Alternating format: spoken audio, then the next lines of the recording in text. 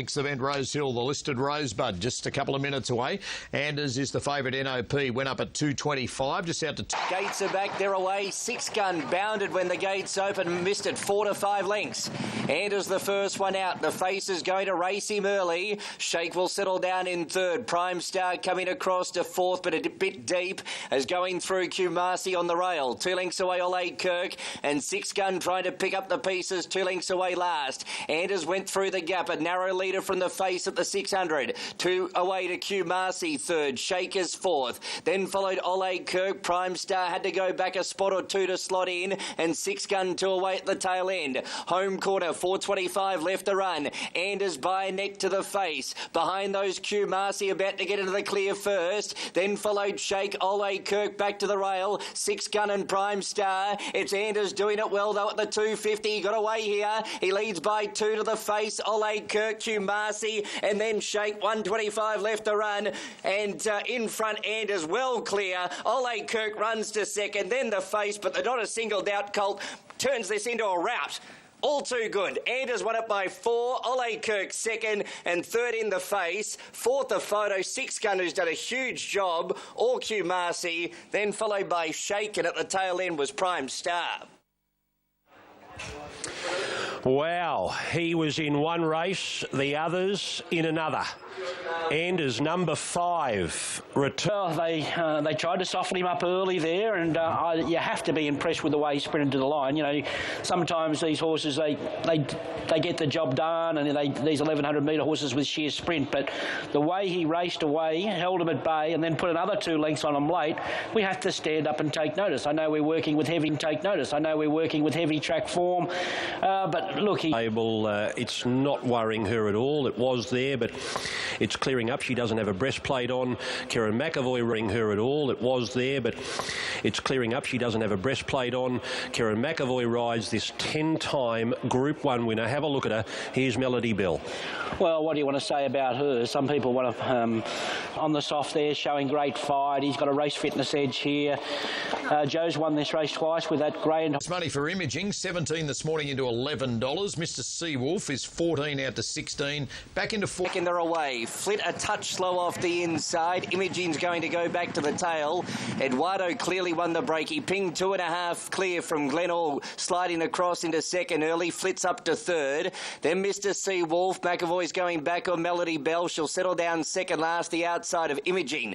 Eduardo the leader towards the 750 metres mark, about to come through the gap. 2 clear from Glenall. A clear second at that. 3 back to Flit third. 2.5 away Mr. Seawolf. Imaging is going through on the inside to save some ground down the side and pinch a run or two. And Melody Bell's back to last, 6 to 7 lengths off the leader. McAvoy just feeling for the mare at the moment, up towards the home corner. Eduardo's got them chasing. 4.25 left to run. He's 2 clear from Glenall in second. Imaging saved all the ground up to third, trying to bullock into the clear. Flit runs on, and then followed Mr. Seawolf. Melody Bell with plenty to do. Eduardo in front at the 200. Imaging back to the rail. Flit, Glenall, and then followed Melody Bell. 100 to go. Eduardo just in front. The run closed on Imaging. Flit coming again. Eduardo's digging in. Rawilla throws everything at him and he gets home. Eduardo beat Flit. Imaging may have got up for third and a touch unlucky in the straight. Glenall's up there in that photo. Mr. Seawolf, and then Melody Bell. She's run last and never came on. Eduardo, 2 for 2 for new trainer Joe Pride. Nash Rawilla, the winning ride. Tries to burst through, and then Eduardo just wanders back there and takes his running. So whether there's much in that as far as being a legitimate chance of an uphill protest, I'll leave that to Tommy and the stewards if that is. For the place, $2 Flit, no third for Imaging. Glenall in fourth, then Mr. Seawolf and Crusader, very promising galloper. Let's have a look at what's happening for you from the NOP side of the trade, where the back and they're off. Masked Crusader slow. Spiritual Pursuit was even slower. Starboy and Single Bullet jump well with Vada poking between the pair, then Royal Tudor, Masked Crusader, and a Spiritual Pursuit gives it's Starboy just in front. Single Bullet, Kathy O'Hara just going up to eyeball the front runner now, and Vada between them. James McDonald will getting to the outside now, Vada. James having his first ride aboard the mare and pulls her into three-wide position. Masked Crusader hooks to the outside. Single Bullet, Starboy, Vada went go now, and Vada hits the lead inside the 200 metres and broke clear of Masked Crusader, going to a clear second. Vada 2 in front of Masked Crusader, who's holding ground. He's having the job to get there, though. Vada in front of Masked Crusader, who's getting close late, but Vada wins it. Vada by a half length to the boom horse Masked Crusader, and made a real race of it late. But she had race fitness on her side, the winner. Royal Tudor running third, followed by Starboy, Spiritual Pursuit and Single Bullet. It's all about fitness today for Vada. Wins now 4 in a row. Going great guns. But look at... What did you see in Masked Crusader parading before the race? I just thought he was a little bit behind the 8 ball. He was carrying more condition than I expected him to, and he was just a bit backwards in his coat. But he needed this run to bring him on. The horses can only do so much at home, and he needed this run. And I'm sure if it was on a dry track, it would have been different, but it wasn't. So Vada makes it 4 out of 4, hard fit, Masked Crusader behind. There was a day of good rides, and that was a smart ride. He knew he was his main race, and he knew his main danger was first up, McDonald, and he spent his lollies at between the 400 and the 150, where he put a winning gap in them. The sectionals were I don't have to look at the sectionals to know it was the best of the day for Masked Crusader. He will train on. He's still got a 60 yardsticks at 9.50. We'll be back with the yard after this break. Perry's having at the moment. Market on the up-and-coming stakes here, sponsored by Quincy Seltzer. $1.85 North Pacific in from $2 early today. Smart Image is a $4.40 chance. Confident as he could be with the 1 run under his belt and a nice trial. And racing down, North Pacific jumped okay. Holyfield Whiteout jumped okay, but immediately being restrained back through the field. And Yardstick flew the leads to lead from Marcinay, and Bravado away well in third. Followed then by the favourite North Pacific fourth, the Rouse, a length and a half. Tips them up down the side, ahead on Marcinay. Bravado well positioned third, followed by North Pacific, who's kept on the inside. Smart Image moves up out wide. They're followed by Holyfield from Bazooka, and Oscar Zulu's the last one. Marcinay serves that up to the stablemate Yardstick at the 600 metres. Clear from Bravado. North Pacific still wedged away on the inside. Smart Image is out 3 out and is being pushed along now. Holyfield behind from Bazooka, and last is Oscar Zulu coming around the turn. Yardstick stays on the fence at the moment from Marcinay, and now North Pacific's got a mile of room to go through. They beat off Bravado. It's Yardstick coming wide now from Marcinay, but now North Pacific getting serious, and at the 200 metres he starts to open up the shoulders, North Pacific, and race 2 lengths clear from Marcinay, Yardstick, and then came Bazooka running on. He comes to the outside, North Pacific. He's the real deal, the Brazen Bow Colt, and rips away to win the up and coming by 4 lengths to Bazooka. Marcinay third, Oscar Zulu fourth, then Yardstick followed by Holyfield. Smart Image drifted out, and so did Bravado. Yeah, he is the real deal, all right. North Pacific, 190 and 120 he pays, and never an ounce of worry. Bazooka has run second. Worry.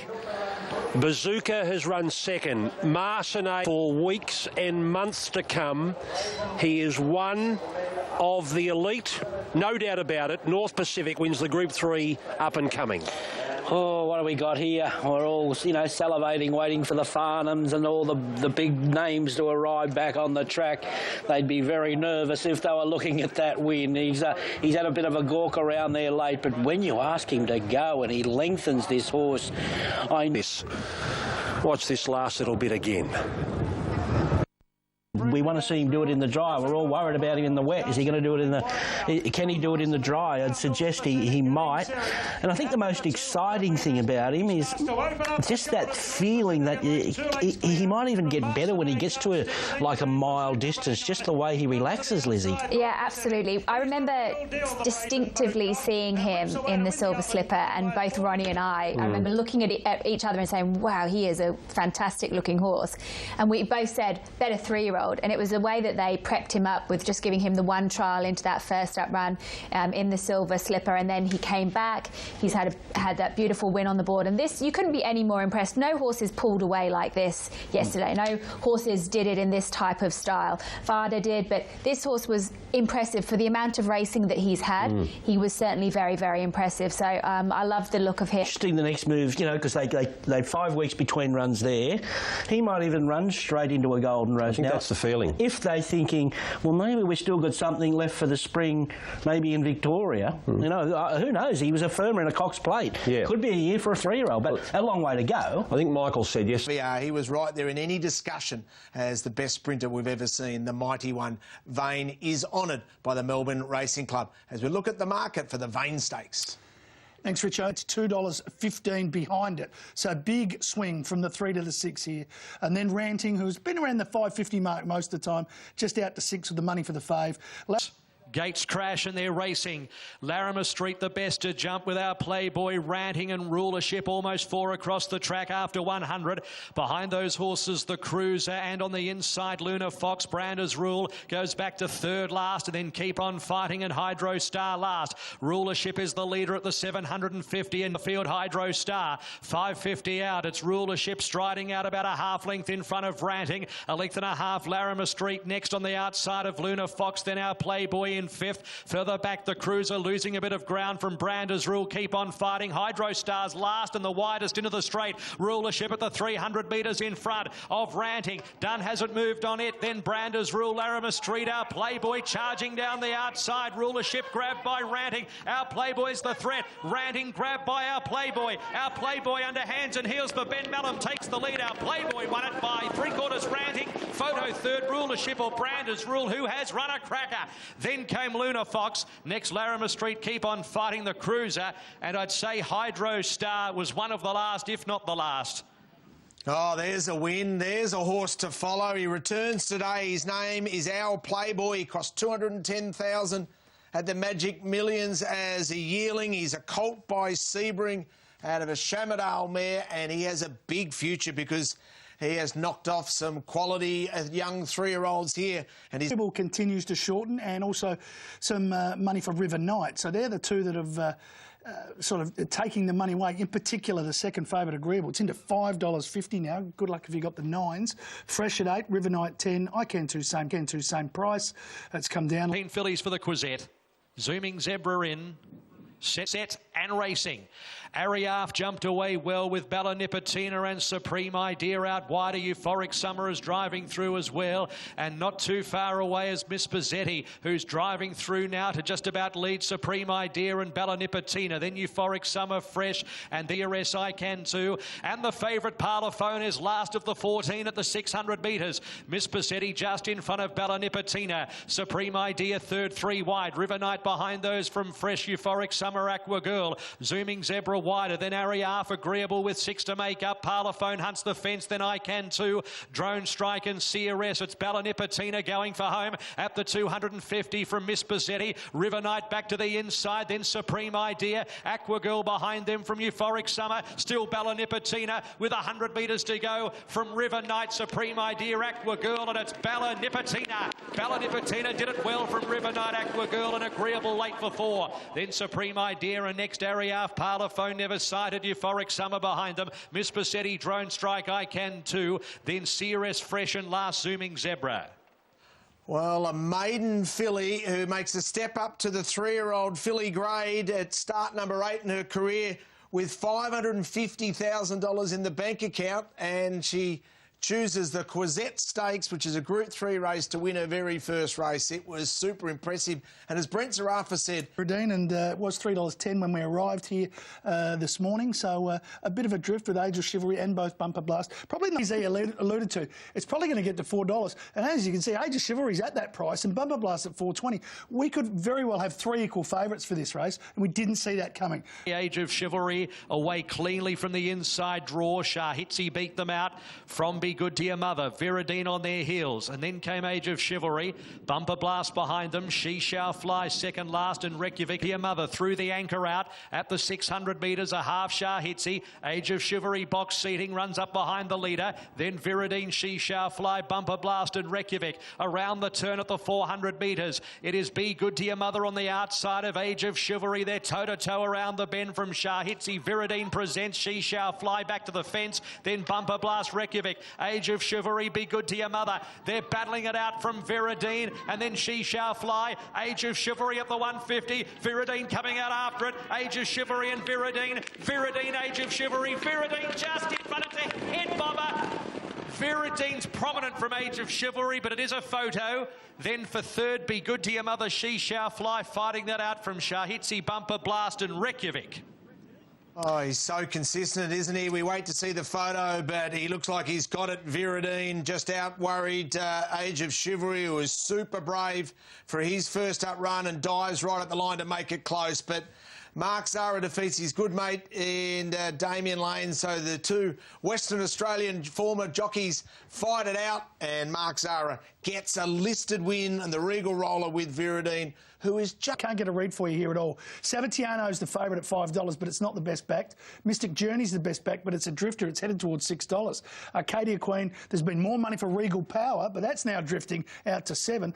Your money, he can bounce, he can be, you know, trailing the speed from that inside gate, and his runs previous to today, which I think is a bit of a surprise, given we're talking $3.90 before. Savatiano's held its price here at $5, so that's a pretty good sign as the favourite, and Arcadia Queen's still there at $5.50. Regal Power, 7. Streets of Avalon holding at 7. Kingswell Dream is getting some support. It's come down from 11 to 10, and also Sacconi's come to 17 to 16 to 13, so some late money for Sacconi to win. Cascadian holding at 14.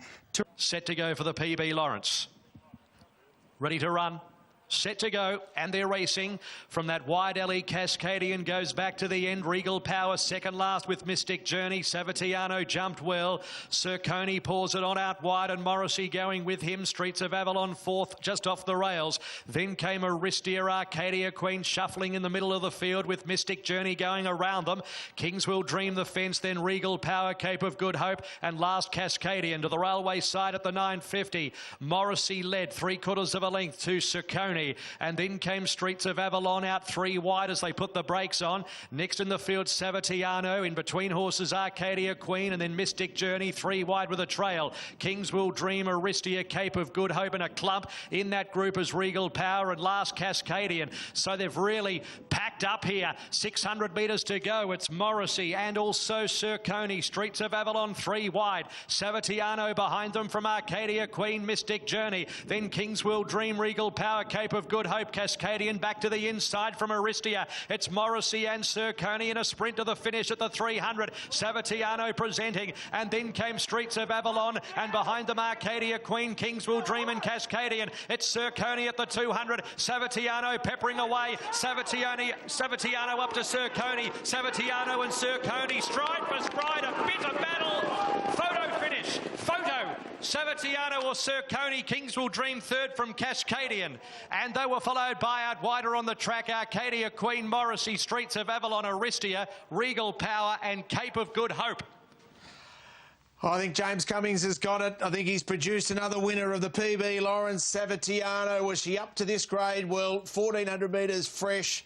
Gave her an opportunity to get over the top of the really tough on-speed Sacconi, and Mark Zahra gets a running double, and Viridine into Savatiano produces a double. Earnings were $1.6 million before today, and she measures up to this grade. We know she deserves to have a crack at a Group 1 race, and she deserves to be a Group 1 winner. She's been competitive in the past, and, well, Godolphin have had a wonderful day with James Cummings. And down to $6.50 on tab fixed, $2.60 Behemoth, $3.30 Dalasan out from $3.10.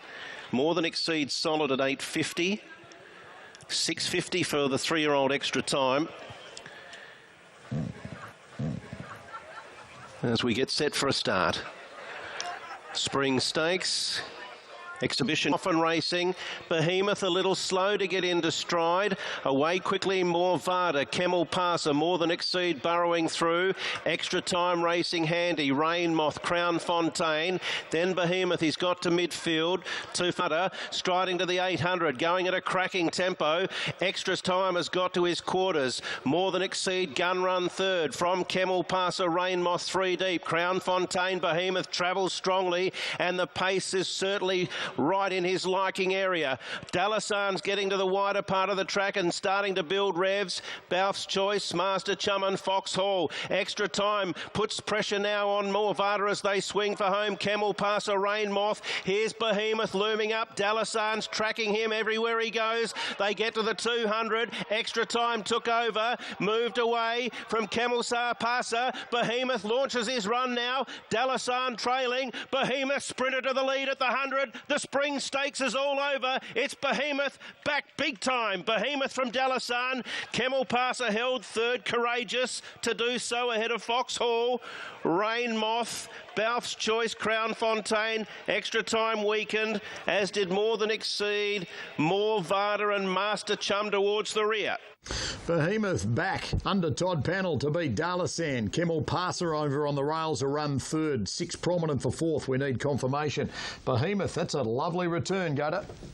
Yeah, he's not a misnomer, is he? He's a beast of a horse, given a perfect ride and just let rip like a good horse. And, you know, it's a Group 1 in him, I think. 2-1. As the Spring Stakes, we've seen Behemoth here in Sydney. Came up for the Golden Eagle in fourth. Yeah, he ran a really good race too, didn't he? And he's an underrated horse. He's a big lump. He's a 5-year-old now. And I thought this was a really good win, the way he rounded him up. And it's a pretty good...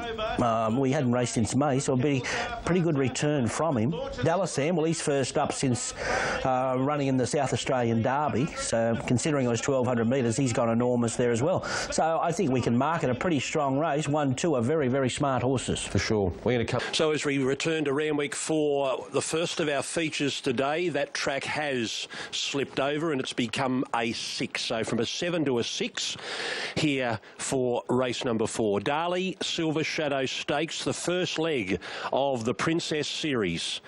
Blossomed quite yet, so See You Soon goes on top. She's the one that looks really, really well. But again, at the trials, she refused to load. She didn't take a part. She went straight in the other day with no jockey on her back.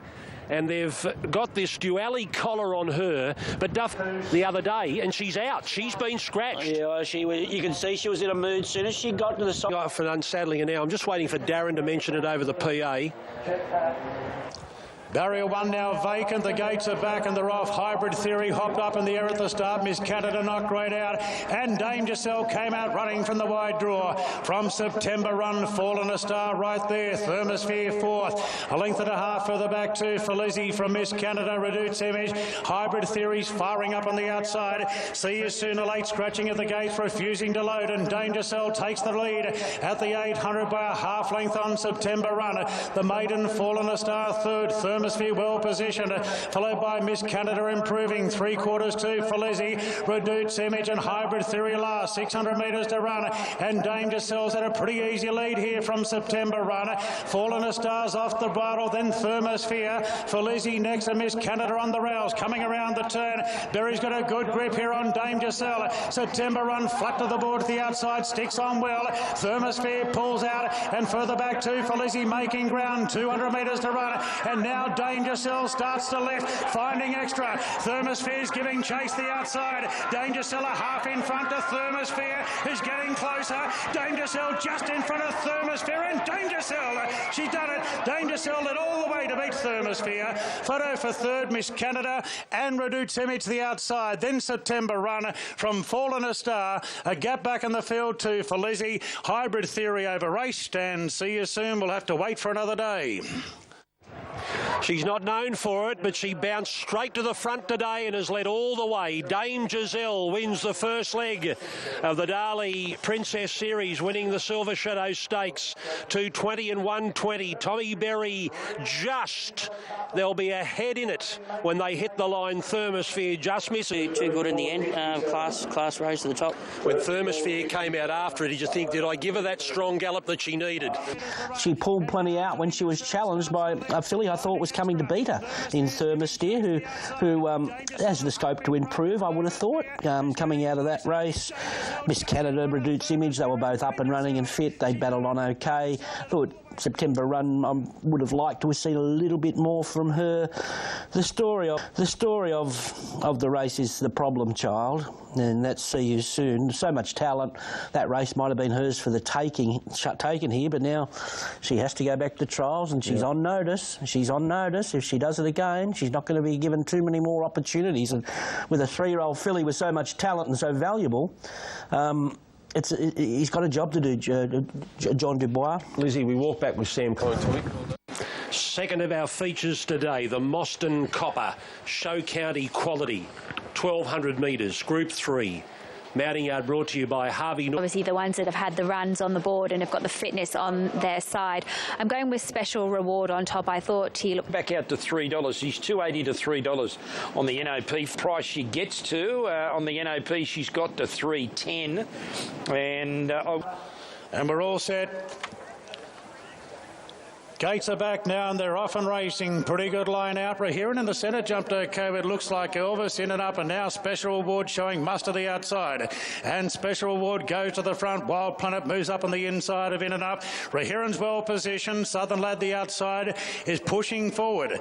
Then came Lure Remain from Probabile. Sonore Fox, the favourite. Fun Star second last. Looks like Elvis last of all. So it's in and up the inside of Special Reward. Approaching the turn. Wild Planet is tugging along in third position on the inside of Southern Lad, who looks to have got in for some cover. They're followed by Lure Remain on the inside of Rahiran. 2 further back, Sonore Fox, Probabile the rails. Second last is Fun Star, and looks like Elvis coming around the turn. It's in and up, a half in front to Special Reward. Southern Lad just easing out. Wild Planet needs a bit of room. Rahiran gets going. Then came Sonore Fox. Fun Star still second last. Special Reward takes the lead at the 200. A length clear. Rahiran starting to wind up on the outside of Southern Lad. Wild Planet can't get out. Then Sonore Fox running on. It's Special Reward being tackled by Rahiran. Rahiran moved up, takes the lead, and Rahiran too good. Oh, Probabile charged at the end in a photo for second with Special Reward. What a cracking run by Probabile. Further back to Sonore Fox. Wild Planet, not much luck. Fun Star got going at the end from Southern Lad in and up, and looks like Elvis, and that'll be a race to watch the tape over a few times. Oh, yeah, start the tape and roll. Rahiran gets the money.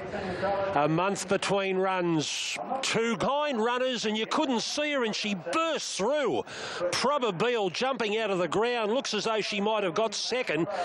Special Rewards over on the inside. She has. So it's 10. Probabile 4. Special Reward 2. And Senior Fox is running. They talk about flat spots, and horses, they talk about flat spots before the turn. And well, Rahiran just hit the flat spot of all flat spots today, and Jason knew the horse. He has a bit of a connection with him, and he knew the turn, Rahiran, but Collett kept him interested here, and I think it was a winning move. You know, if you got a little bit lackadaisical there, he could have lost contact with him, but I think he was beautifully set up by Godolphin. You know, just those 2 runs. We know he had the good fresh form, and the second up run he had to have where he still went well, and then they back to a little freshen up trial, and it all worked perfectly as far as the setup for this race is concerned. So good job. Well, she'd been very sluggish at the trials, Probabile, but there's nothing wrong with the first up run here. She charged through the line, and she's back in business. Maybe who knows, an Epsom or something for her. They'd be over the moon with that. Special Reward, I just feel the slow start was costly for him. He come out hard, and they think he's a horse better with a sit to ambush. You know, I'm a little worried about the race because look at them there. You could make cases for everything here. They're very bunched. Wild Planet had no luck. Wild Planet's had no luck. Senior like Fox is going good. Even looks like Elvis has run a bit of a race here. He never got tested. Yeah, he was going to charge through the line. Now we have to talk about Probabile. Fun Star. Fun Star. She was pretty ordinary, I thought. She was pretty ordinary. I know it's first up, 1,200, but she's 2 for 2 at 1,200. She's had a big boom on her. Plate horse. Chris has always had a huge opinion of her. She looked good. She looked very good. I don't agree. I think she was fine. I think it was a pass mark, and I wouldn't. If you need advice, they are there to help.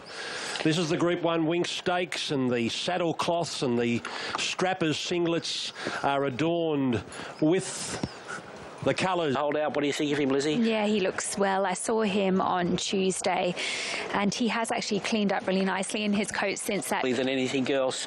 It needs luck, but I reckon she looks in great order. Yes, I agree. She's put in a bit more condition, so that's a good sign for her. And the first up run, so I need to just watch her today and to be a little forgiving. I think she can bounce back. She's improved. And they're at the start there. The Group 1 of the afternoon, other side, the Wink Stakes over the 1,400 metres. Your best bet of the afternoon is Master of Wine, Brass. Sure is. He's on top, 7, 2, 18 and 5 our numbers. Good prospective stayers for the spring here. 18 and 5 our numbers, and I thought the Hawks team might send out two real good prospective stayers for the spring Stakes. Standing by for the all clear. Racing now, and Dreamforce began brilliantly wide out. Quackerjack revved up with Brandenburg, and Wolf is showing very good muster to hold out Dreamforce in the early stages, and the Bostonian jumped really well. So Wolf is going to lead after the first 250, the Bostonian second.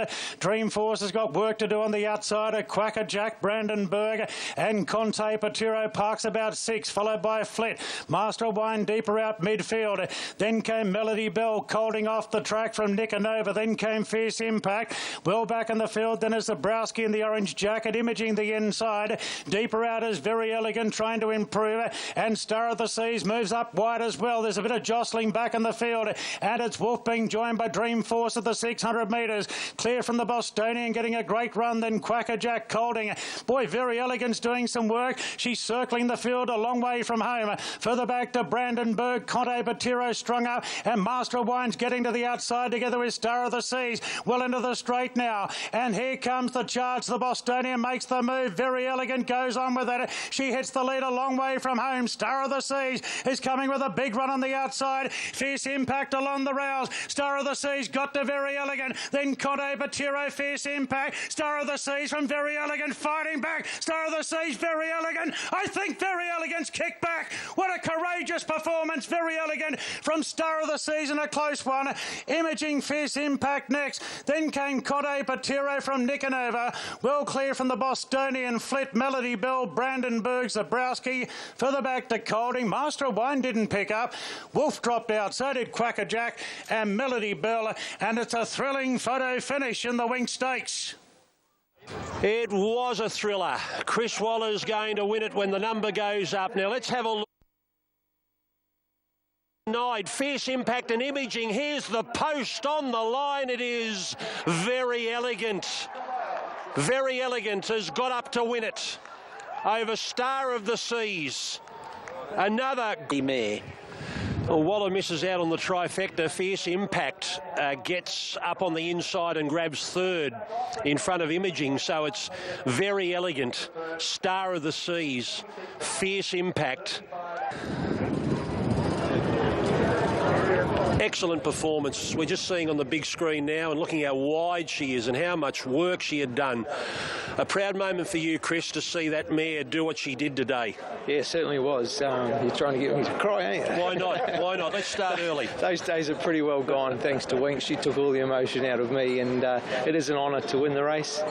Horrid time, a tough run. There she is, looming up, the widest horse. Yeah, a big effort considering, you know, the day, the winds were blowing, she was wide, no cover. But he's learnt to know her so well, James McDonald. He works with her, and look at this horse. What a ripper horse, Star of the Seas. Oh, so close in a Doncaster. Oh, so close in another Group 1 first up. He was home and hose. You would totally forgiven going the early crow with him here, but just her grit and determinations and quality gets her home. Well, we do have to show it a few times because Fierce Impact was Imaging, you could make a case that he was unlucky. Well, talk us through Imaging here, because he just got checked off heels and he's had to go wide. Yep. Now he's going to look for another run. Go back in. Well, I spoke to Kathy after the race, and she said she was behind Jason at the time, and she thought she didn't feel that Jason was going to get a run through, so she elected to go outside of Jason, and then she was blocked for a run again, and then went back inside. So she had to. Look, most people caught the run of Zabrowski back last because this is just a start-off race for him, with probably November or late October, November being his target races. But he's a promising horse in his own right. right. Look at him starting to lengthen here, and we can't let this go without talking about Master of Wine. Obviously, he looked disappointing on paper, considering his profile and what he'd done. I want to be forgiving for him. You know, this is just a 1,400-metre start-off race. We're talking Caulfield Cup, Melbourne Cups, and whatever with him. Let's just judge him when he gets up in distance next time. I know it's disappointing if you backed him, but this was far from his grand final, and I think the biggest shock of this race is when Wolf really made those 2 leaders work. That was probably the composition of. My question is Master of Wine going to improve enough to beat Very Elegant along the way? All depends what pass they take. You know, they're talking Melbourne Cups. They're saying that's her main target, Very Elegant, which, wow, I don't know what weight she'd get into the Melbourne Cup, you know, but you'd have to expect 55. Well, she's won 4 Group 1s now. Yeah, and what mares have won the Melbourne Cup with more than 55? I can only think of one. Makybe Diva. Maybe it's the year to try it if there is no internationals coming into the race. But what I was... The Group 3 TAB San Domenico Stakes. There's the 3-year-olds, all of them bar Anders, back at the races for the first time. And we're about to bring you horse... The lone filly of the field, Every Rose, drawn the fence. Racing now, and she jumped well Every Rose off the inside. Peltzer, who was the first into stride, puts the head in front. Anders pushes on. Asamu's right there between them as Anders really wants the front now. Every Rose back to 4th, followed by Dutton on the inside of American. But Anders has got great muster there and is going to clear the pack and clear them comfortably. He's flying along Anders by 4 lengths on Peltzer. Then came Every Rose on the inside of Asamu, caught 3 wide. Dutton holds it there, and 2 after American. Last of all. So Anders has gone very quickly in the first half of the race by 5, 6 lengths on Peltzer. Then Asamu the outside. Every Rose the rouse. Doutland slightly held up at a vital point. American being roused along. 300 metres to run. And Anders is high flying in the lead by 4 lengths. Peltzer's giving chase. He's starting to slowly chip into the margin. Doutland into the clear if good enough. But Anders is way out in front, showing no signs of stopping. And after a big win in the Rosebud, he repeats it here in the San Domenico. Anders, an outstanding performance. Beat Peltzer. American got up to run 3rd. Then Every Rose from Doutland, and Asamu was last in. Well, what a performance. That is just sustained speed for 1,100 metres. Now, let me check the clock. He's close to a track record here.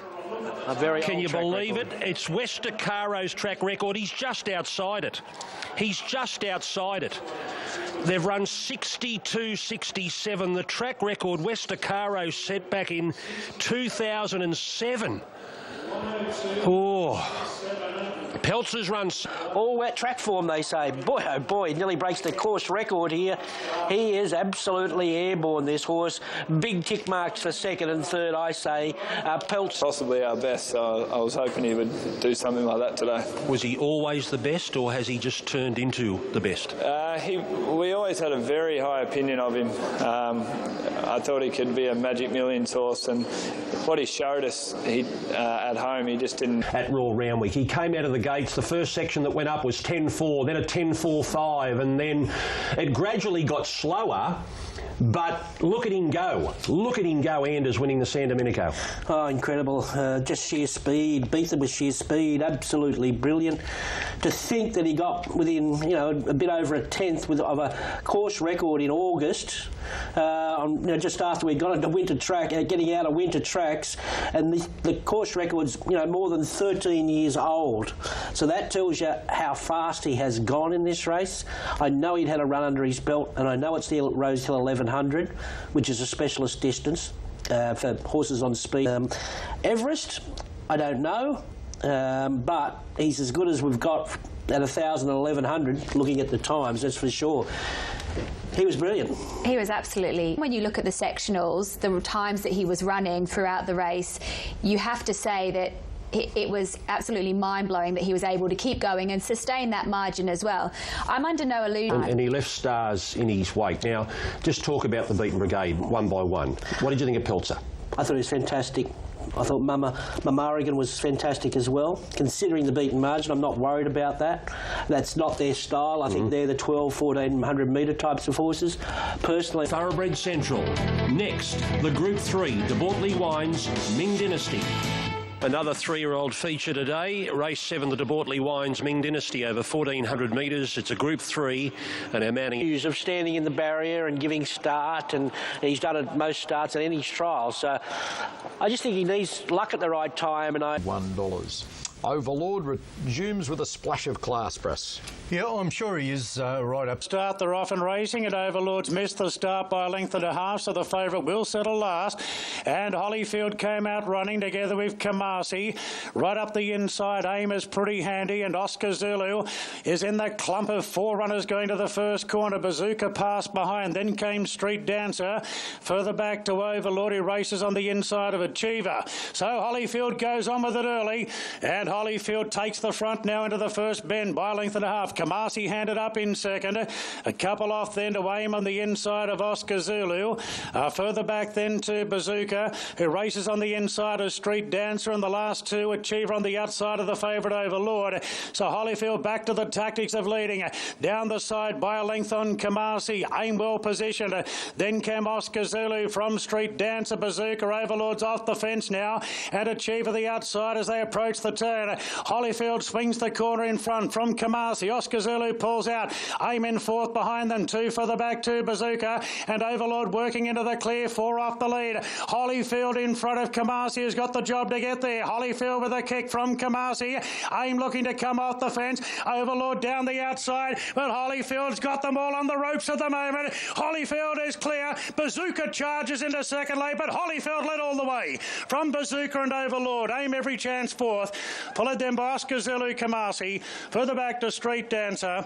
And back last of all was Achiever. Well, he's just got a wealth of riches. Kieran Maher and David Eustace. They've won both 3-year-old features today. Anders Burnt Turf and Tim Clark take a bow. He takes this horse to the front, and there's a margin between Holyfield and the place getters. Bazooka second over. The other big 3-year-old feature on the day, another Group 3, the Ming Dynasty. Tim Clark on board, Holyfield. Yeah, a nice bounce back for him. What a huge day for the stable, winning both the 3-year-old races. He went out, and you thought he was another one. I thought, oh, he's going to take off like Anders, this horse, but then he switched off and got his mid-race rest, and he picked back up again, and he did it with 59 kilos, mind you, so a lot of merit in that performance. And you know, he's always been a horse with plenty of promise, and if he can train on from that, who knows, he can run a mile for sure, I would have thought. Bazooka form, Overlord, I expected more from him. He's becoming a bit of a money muncher, isn't he? He's, you know, I think we all thought he was top class, but he's just thinking too much, not jumping and doing a lot wrong. I know he's talented, but Superstormer, I know will be a bit short as in terms of distance, but can reel off a section. Yeah, in outstanding order. They both look really forward fresh. It's Bold Star and Garner. I've gone with Garner on top. Here, and favourite solid at $4.60. Garner out to $5 from $4.80 now. Diamond Effort and also Hummer. They're solid at their prices. Really good support, and Crystal Dreamer has shifted in a point. Though the field is locked and loaded here for the Heath 1100. Set to go and racing immediately. Towards the outside, Runson away quite well with last year's winner Crystal Dreamer. Banquo's up there on the speed, and also driving forward is Maritana, the 200-to-1 shot. Runson's right up there. They were followed by Dollar for Dollar. Next in the field, Garner and Hummer. Then came on the outside, well back, Superstorm with Liar, Bold Star, Rock Prophet, Trope last. Crystal Dreamer the leader at the 650 by a length and a quarter. Runson, Diamond Effort third deep. Then Dollar for Dollar, Maritana from Hummer. Banquo caught in between horses from Liar, the fence midfield. Then Garner, Superstorm ridden along. Bold Star, Trope and Rock Prophet last. They charge around the turn at the 400. Crystal Dreamer the leader by a length. Runson. A run appears for Dollar. Liar's tracking it. Diamond Effort next. And then came Hummer down the outside. A gap to Banquo. It is now moving up. Diamond Effort to Crystal Dreamer. Runson the middle. Dollar the fence. Hummer and Liar behind them. Diamond Effort takes Runson in the shadows. Diamond Effort the mare stretches out and won. Diamond Effort from Liar. Photo third. Runson or Bold Star from nowhere. Then Garner. Next in the field, Hummer, Banquo Superstorm, Dollar for Dollar pulls up quickly, Maritana, Crystal Dreamer, Rock Prophet, and Trope was at the back. Oh, what a beauty she is. She's got an incredible record. 14 starts now for 8 wins. She can do it first up. She can do it on top of the ground. We're on a good 3 track. She can do it on a heavy 8. She'd be an absolute dream to own and train, and Clinton McDonald's done a wonderful job with Diamond Effort. She may even go past per performance. Diamond Effort first up, and there's some slashing runs in behind. Liar flashed late to run. Heath over 1,100 metres, 5 in a row now for Clinton McDonald. Ben Mallam in the saddle again, bringing up a double on the day. Drew the outside, but managed to work its way across in a really good position, and 5 in a row now, including the Hariba, 8 from 14. What a consistent. She's a mare winner. she is. I underestimated her yesterday, but I won't be again. And she loves this track. Look, she got, I think, a little bit of cover at one point, and basically as soon as she got in, she had to come out and face the breeze again.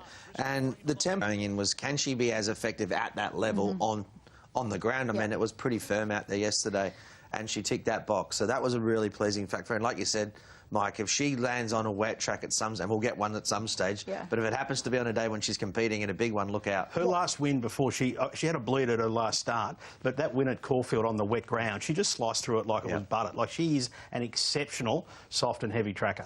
What was also fascinating about Diamond Effort at Flemington, so I think we can take a lot of horses out of this race that have performed well first up and have confidence that they'll be just as good next start. Sometimes you get those bunched finishes and you're a little bit, I suppose, hesitant, you know, if you get so many horses within a short space. But whilst that first section was pretty steady, they ramped it up a fair way home. Look, Bold Star and Garner were real eye catchers. They both got a good turn of foot, and I think there's a race. The McNeil Tagalova has been popular all the way through, and just under 50% of the hold is with Tagalova. We opened up at 380, 360, and he's holding firm. And he's drawn the right gate to get cover the way the track pattern. And I like the blinkers going on. Immortal Love isn't fancied by the market, but I'll be watching closely. Got a lot of time for Flying Award. Quay, 7. Farnham resuming next week, and we saw Anders today absolutely bold in, and the market suggesting it could be Tagalova because he's 360 and... Behind racing in the McNeil. Quay away fairly out wide. Our Playboy jumped quickly with also Hard Landing in the last charge. Driving through to dispute the lead. Tagalova got to about 3rd, and they were followed by Extra Time, Brander's Rule, and Rathlin from Crosshaven. Our Playboys about 7th as they shuffle onto the course proper at the 950. Next in the field, National Choice, and also in that group is Quay on the inside. Further back in the field is Larimer Street on the improved deeper. Loca the fence. Well back Ranting, Immortal Love, and Flying Award last. Hard Landing crossed a lead by a length. Tagalova. They were followed by the last charge 3rd. The inside Extra Time deeper, a length and a half. Rathlin, Crosshaven, Larimer Street, Brander's Rule, Quay our Playboy. Then National Choice shuffled back to about 3rd last. Well back Loca, and also Immortal Love, Flying Award, Ranting's the widest and last. Tagalova up to Hard Landing. Extra Time makes a line of 3. Crosshaven behind those horses, followed by Rathlin and Immortal Love down the outside. It's Extra Time at the 200 and Tagalova. Stride for stride, Extra Time and Tagalova from Crosshaven. Flying Award late. Tagalovan's lifting. Flying Award, Immortal Love dive. Oh, still here, triple dead heat. What a finish. Tagalova, Flying Award, Immortal Love in a 3-way grandstand go. Behind those horses, Extra Time, who's run a bottler. Crosshaven, Quay, and then came Rathlin, the large charge, and then came Ranting. Well back Hard Landing, Loca, Larimer Street, Brander's Rule. Our Playboy last photo, and the winner will be Immortal Love. And right on the line, Immortal Love will just come over the top in a driving finish. It was a thrilling go, but Immortal Love will just beat Flying Award and somehow to probably run 3rd.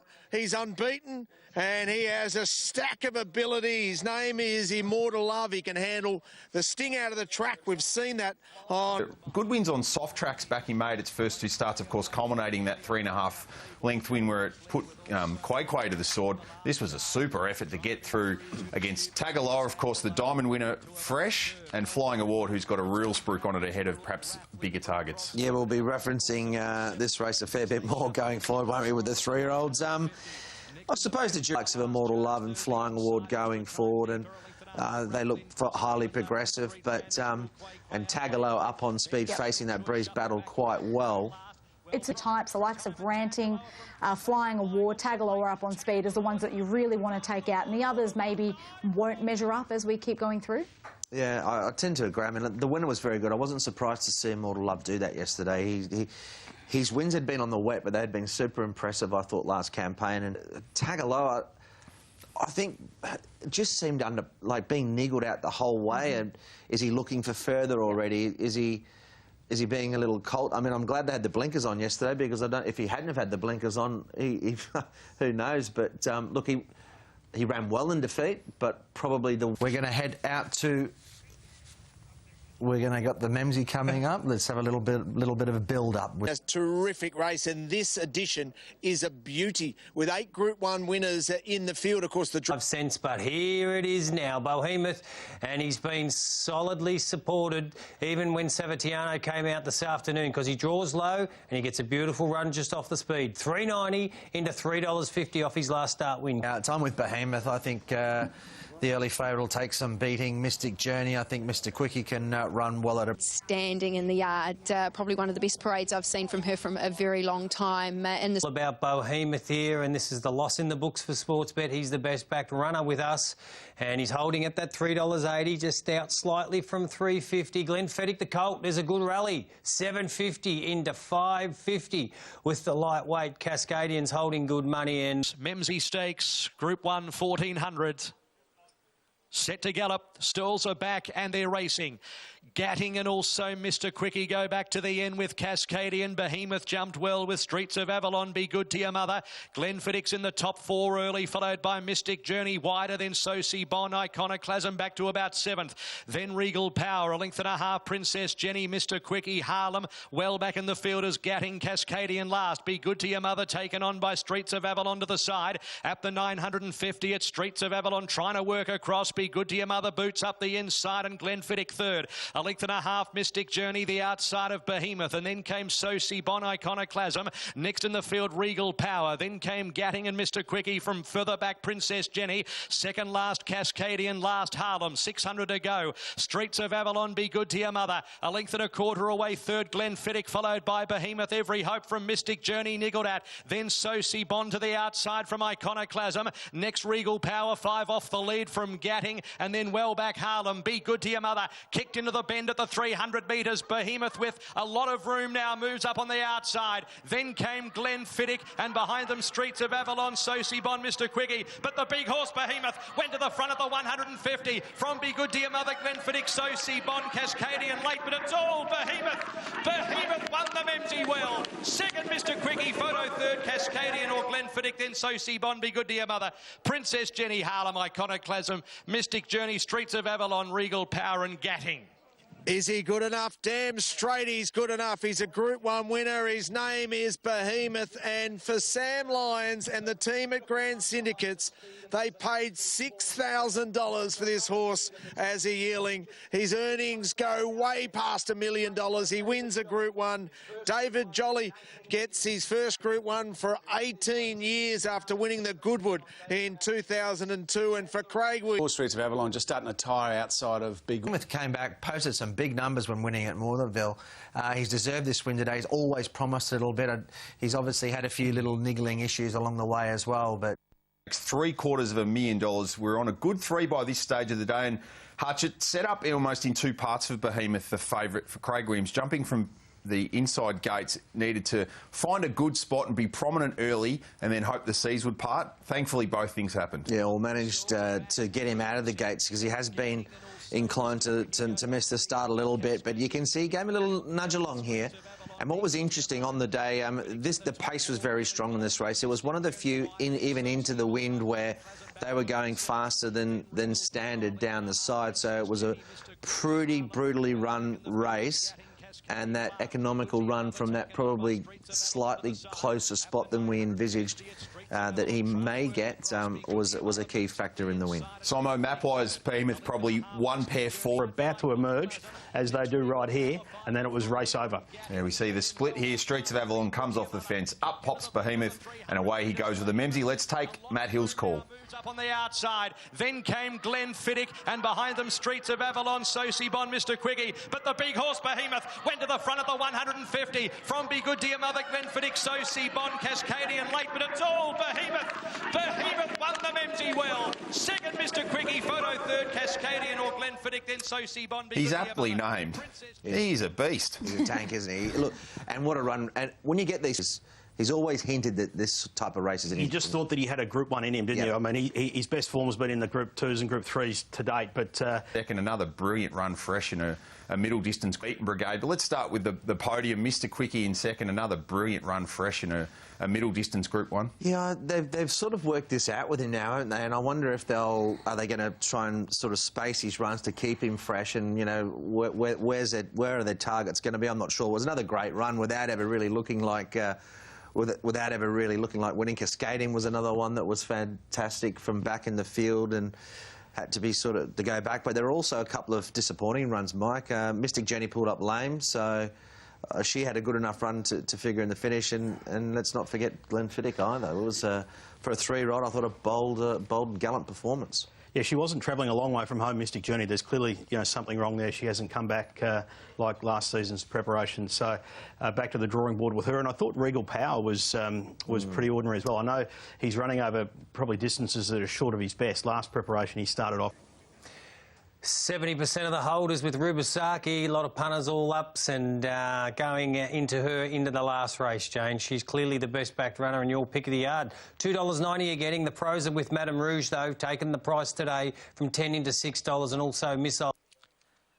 Now, they look to be all in. Bit of rocking and rolling going on. Set to go, and away they go. And Muse towards the middle was one of the better ones away with Ruby Saki, and also She's a Thief with her usual speed. After 150, She's a Thief is the leader from Muse and Bless Her, and they were followed by Street Icon, She Shall Fly, Missile Mantra, the rails. Out wider, Ruby Saki, a shade beyond midfield with Perfect Jewel, and then came Fidelia and Pretty Brazen in that group of horses. Next is Broadway, and fourth Jamaican Hurry off the course, a length and a half, Claris Cliffs, and last Madame Rouge, 650 to go. She's a Thief with Good Toe, led 2 lengths, Muse, Bless Her, then Street Icon, a length and a half, She Shall Fly, Missile Mantra, Ruby Saki with about 6 to make up. Missile Mantra stumbled there and has gone back through the field. Jamaican Hurry next, then Pretty Brazen, and also Broadway and fourth in the straight. She's a Thief at the 300 metres. Bless Her presents, then Muse, She Shall Fly back to the inside, then Street Icon, Perfect Jewel, no Ruby Saki. Bless Her took the front at the 150, followed by She's a Thief. Here's Perfect Jewel dropping on them. Bless Her with Perfect Jewel for Willie Pike in the last again. Perfect Jewel's won it from Bless Her. She Shall Fly for fourth. A photo, She's a Thief, Street Icon, followed by our deeper Madame Rouge, Pretty Brazen, Muse, Ruby Saki never came on, Claris Cliffs, Jamaican Hurry, Broadway, and fourth Fidelia. A long last Missile Mantra after stumbling badly at about the 450. Oh, the really strong push for Perfect Jewel was right on the money. A 6-year-old mare by Redute's Choice wins her 8th win on 23 starts. She does it here at Caulfield. Her earnings go awfully close to $1 million for Bob Peters and the family. For Grant and Alana Williams, a huge achievement, And for Willie Pike, he wins the last again, can you believe it? What a performance. Training perspective, Grant and Alana Williams, 2 months after running second in a 2,000 metre Group 3, Strickland in WA wins its 4th Group 3 of the year. This is one that Grant was actually giving a good chance to in a number of interviews, across different... Ran the second best final 200 of the day there. Of course, the best final 200 was Madame Rouge. He went back from the gate.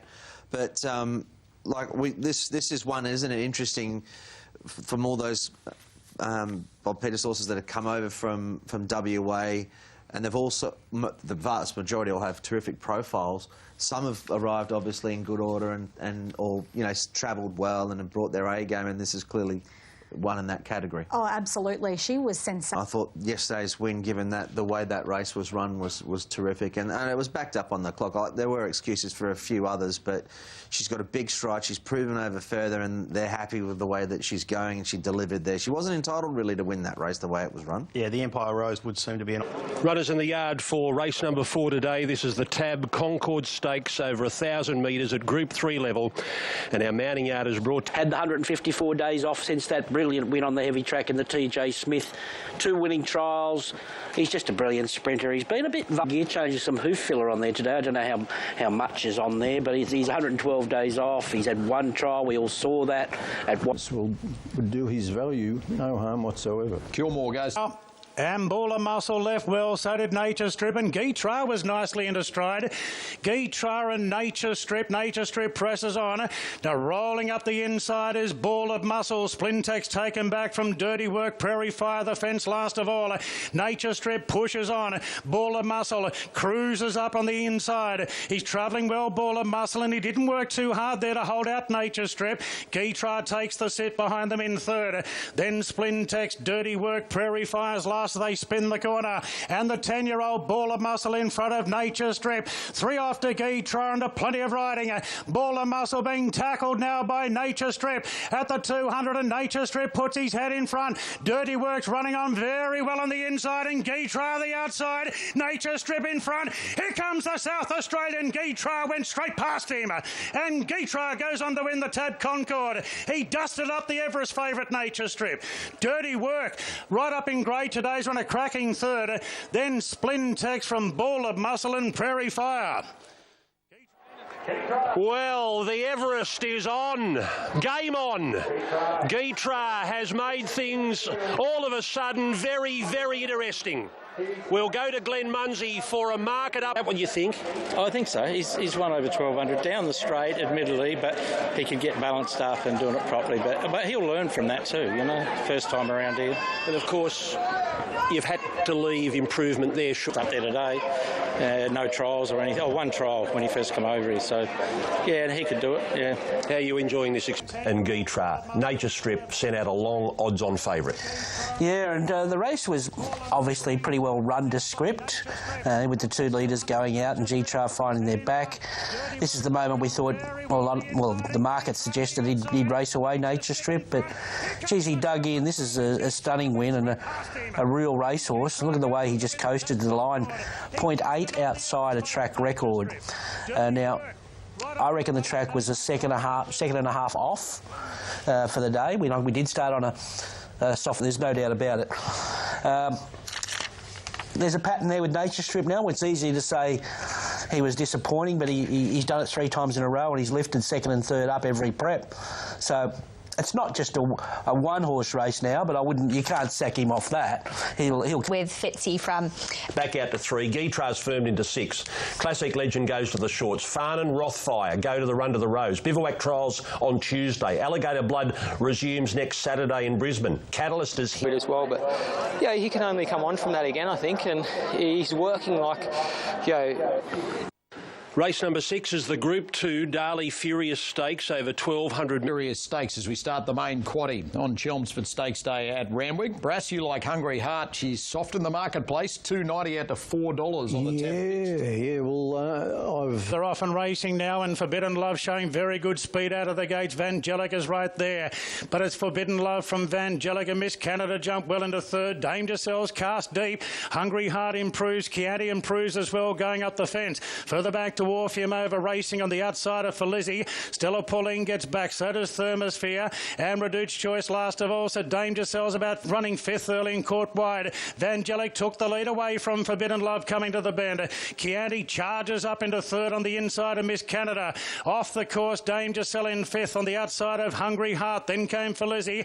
Orpheum with cover further back to Stella Pauline held up. Reduced Choice the fence, and Thermosphere will have to come from last to beat them. Coming around the turn for Angelic in front by a half length on Forbidden Love. Chianti goes up the inside. Then came Miss Canada, kept in a pocket by Dame Giselle. Forbidden Love lays it down to Vangelic now. Forbidden Love ahead in front of Angelic. Dame Giselle's coming hard on the outside. Dame Giselle goes to Forbidden Love. Dame Giselle hits the lead. Hungry Heart powering home at the end. Dame Giselle a half in front. Goes on to win it. Dame Giselle by a half length to Hungry Heart, who's really powered home. Forbidden Love third. Then came Vangelic from Miss Canada. Reduced Choice the outside from Chianti. Then for Lizzie, Stella Pauline, Thermosphere and Orpheum Too Keen finished last. An outstanding performance by Dame Giselle, who remains unbeaten in the Princess Series. Leg 1, the Silver Shadow. Leg 2, the Furious. And punters were not on good terms with themselves. Not much was going right. And she's found a way to win and hold off. 0.07. Now, the last 600 metres in splits of 11.19 and then a dash in 10.95 and then home in 11.41. I think she's one to follow, and she's the obvious going towards the mile.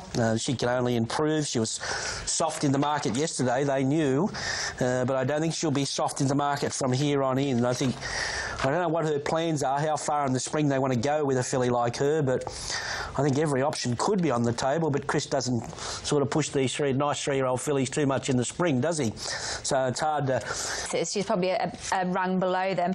I thought it was a good ride. Obviously the market knew that he was going to get trapped 3 wide. The map said that, but he didn't panic and he just sat there and he knew the horse that he had underneath him, and obviously she delivered for him. But it was a good ride in the sense that he didn't panic and get her out of her comfort zone, and he saved her for that one last dash. Sense that he didn't panic and get her out of her comfort zone, and he'd saved her for that one last dash. Hungry Heart is obviously the horse in the Flight Stakes, and I reckon if they clash in the T-Rose, which they both probably will, I still would lean towards Dame Giselle. Would you? Okay. Come down to Patna Racing for me. Paul Snowden. That astute Warwick coming up. The Chelmsford Stakes, sponsored by Heineken here at Royal Randwick. Our mounting yard brought to you by Hub. With how this race is going to be run. So he's going to need something brilliant from Karen McAvoy. And behind Hot Seats, home for Alana Kelly at 9.50 and 2.70, so 7, 3 and 12. They've made their way to the start for the Chelmsford Stakes. It's 2 minutes away. Just like Tab, there's interest in Shared Ambition Brass from the NOP at 7.50 into 6.50 at its second run back. Yeah, he can improve off the first up run. He was run 10th. It's the lineup. The red light is on for the Chelmsford Stakes. Racing. Natoya was last out off the inside with Morton's Fork. Now, Woogok wide out jump well. Mr. Seawolf nicely into stride, and Finch is rolling forward. Cariff and Yulon Prince are both handy as Woogok leads comfortably. So Angel of Truth couldn't lead and settles about 6th there in the Cerise Jacket, followed by Miss Sentimental. Lifeless Ordinary improving. Then came Brimham Rocks. Shed Ambition. Adnavilius last of all, at least 16 off the lead. So Woogok's leads comfortably here, and Mr. Seawolf. Nashua Willer's got him up running second, right in the slipstream of the front runner. 3 off to Finch, 2 further back to Yulong Prince, a length and a half to Cariff, further back to Angel of Truth, midfield, a length then to Lifeless Ordinary from Miss Sentimental. Brimham Rocks 3 wide, up on the outside of Dance. They're followed by Natoya from Zabrowski in the last 3. Morton's Fork, Avilius all boxed up, and Shared Ambition racing to the turn, and Woogok trying to steal this, really upping the tempo, coming around the turn, and Hieronymus has gone for home, 2 lengths clear. Mr. Seawolf, though, hasn't been asked as yet by Nashua Willer, and there's gas in the tank. Here comes the Wharf. Mr. Seawolf ran past Woogok, then Finch, and further back to Yulong Prince. Angel of Truth, but Mr. Seawolf has broken clear. 2.5 clear. Yulong Prince with a late rally. Mr. Seawolf, a length and a half to Yulong Prince. Mr. Seawolf needs the post. He's finding it. Yes, Mr. Seawolf goes on to win the Chelmsford from Yulong Prince. Finch has run 3rd, Avilius 4th, I'd say, then Angel of Truth, Woogok. Further back to Cariff, Zabrowski late from Shared Ambition. Avilius behind them from Dance, Natoya, Miss Sentimental, Lifeless Ordinary, Brimham Rocks and Morton's Fork. Mr. C. Mr. Seawolf, the inaugural winner of the Gong at Kembla Grange back in November. That was $1 million race. He's picked up a Group 2 Chelmsford Stakes here today. After losing such a fantastic bloke in Rick Worthington. Yeah, definitely. Rick's been a trainer that... Luckily, Duffy found the winner. Jelfs found the second horse. Yeah, and after they went out harder than what I expected with Woogok, but this horse, he probably had the best grounding to win this race, and that's hard to say after only having one run back at 1,200 metres, but he'd had the run in the Fast Missile Stakes. He went to a trial. He had the beautiful draw. Nash capitalised on that, put him into a beautiful spot, and he got the job done. Solid return from Yulong Prince. Nice Cups trial from Finch. I thought Avilius was sensational as far as the George Main's concerned, considering what he had to do there. His effort was as good as he could go. So it's the best I've seen him look first up into a campaign since he put those wins together when he was in the benchmark system. Right. I've been saying past 2,000 metres. Shared Ambition, Avilius, Zabarski, all of them, they've got races in them, and the horses that you mentioned as well. But it's the right races. They're going well. That's a lot of tick-over runs there for grand final. Had to run down. This would be a good George Main Stakes if they all turn up. Very elegant, the favourite 280, Avilius, Conti Batiro, Mr. Seawolf, Dreamforce. Yeah, definitely. Tough race. Look at that. You'll go right down the page and you can find horses you want to spec galore in this race, but Imaging and Probable at the top of the market so far. And another feature, Group 2, Drinkwise Tramway Stakes 1400, and our mounting yard brought to you by Harvey. In the Winx Stakes, so I've got no reason to not be with him today. I thought that he has probably not improved a massive amount from that performance, but he doesn't need to. He looks to get better. And Graceful Glamour and Dreamforce have done their thing. They land in front. Only a split air between the pair. Graceful Glamour just in front of Dreamforce, and Golding bounced the gates well into third. And Colette holds a forward spot fourth inside Opacity. Dragon Leap caught deep. Then came Reloaded from Glenore. Looks like Elvis Rock. And the Queensland Havana Girls last of all. Dreamforce, he's doing a bit of work here to try and cross the mare Graceful Glamour. And the pace is strong. Dreamforce a half in front. Graceful Glamour, she's a real control freak, and she won't give up the lead without a fight. Colding's right there in third, and they've gapped the rest of the field. 6 lengths away to Colette on the inside of Opacity. Looks like Elvis starting an early run. Then Dragon Leap from Reloaded. Further back to Glenall. Rock and Varna Girl are the last two. Dreamforce eventually got to a clear lead now by a length on Graceful Glamour. Colding strides up on the outside. Then Opacity looks like Elvis, and Colette sneaking right up on the inside. Dreamforce has worked in the run, leads the way from Graceful Glamour. Colding clear from Colette. Then came Reloaded working into the clear. Dreamforce at the 200 has broken clear by a length on Colding, and then Graceful Glamour further back to Reloaded. Dreamforce still a length in front. He's kicking, trying his Colding. Reloaded late, but Dreamforce will do it again. Back-to-back tramways. Dreamforce, what a hard-fought victory. He fended off Colding and the fast-finishing Reloaded. Behind them, Graceful Glamour, Glenall charging at the end. Then came Colette, followed by Looks Like Elvis, Rock, Opacity, and Dragon Leap was about the last to finish.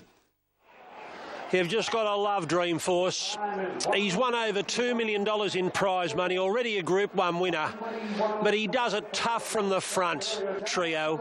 Colding, much better today, Duff, and then Reloaded. Yeah, he's a great horse, isn't he, when Nash rates him. 100. He's already reached the top level. He won a Group 1 George Rider.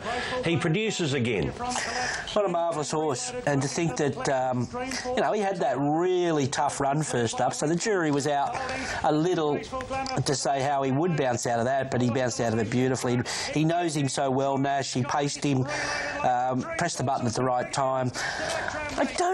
Look, there was 2.2 lengths covering the first 10 and 3.5 lengths covering the field, the 11 of them. So that's always very dangerous for me to sort of, when I'm trying to work out the form. That was much better from Colding. He raced a little keenly, but he could well be back on track.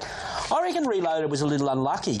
I thought if he would have mapped the pair closer, he might have made that race interesting, but take nothing away the winner. He's a complete racehorse. Don't know how he's going to go on a race like the Epsom, because he'll get a bit of weight now. You'll go to the George Main, blinkers off. Yeah. Okay. And he's got a great racing style, and invariably that's going to win you a lot more races. I was impressed with Vandergirl in the yard, and I thought she hit the line. She's a pass mark and poked through late, so she's one I will be following. Of the others, Rock. We wish him all the very best, Wayne. $3.80, solid. She gets back, but they're making ground on this track. It's playing very fair. Hanseatic, the colt. Geez, he's on a big drift with us at Sportsbet. $3.40 out to $4.20. He opened up at $3.10. Bella Vella, solid support. Is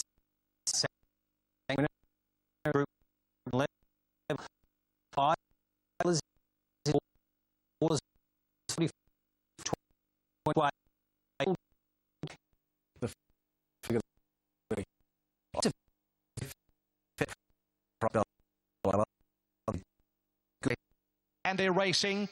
Pretty good line. Bella Vella clearly beat them out from Ashlaw, Witherspoon, Fine Dane on the fence.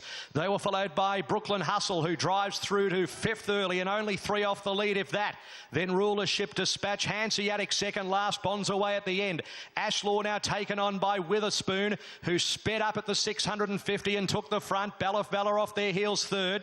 2 lengths Fine Dane, Brooklyn Hustle, a couple Dispatch, Rulership. Hanseatic second last and bonds away is at the end of the field and had to be restrained there off the heels of Rulership. Coming up to the turn at the 400. Witherspoon just in front of Ashlaw, Bella Vella wider. Then Fine Dane, Brooklyn Hustle with 2.5 to make up. Hanseatic's running on, and then Rulership sticking to the inside. In the straight at the 200, it's Ashlaw just from Bella Vella. Brooklyn Hustle letting down Hanseatic, then Fine Dane, Ashlaw just in front. Bella Vella's trying to pick it up. Ashlaw's brave. Bella Vella coming at it now. They hit it. Photo.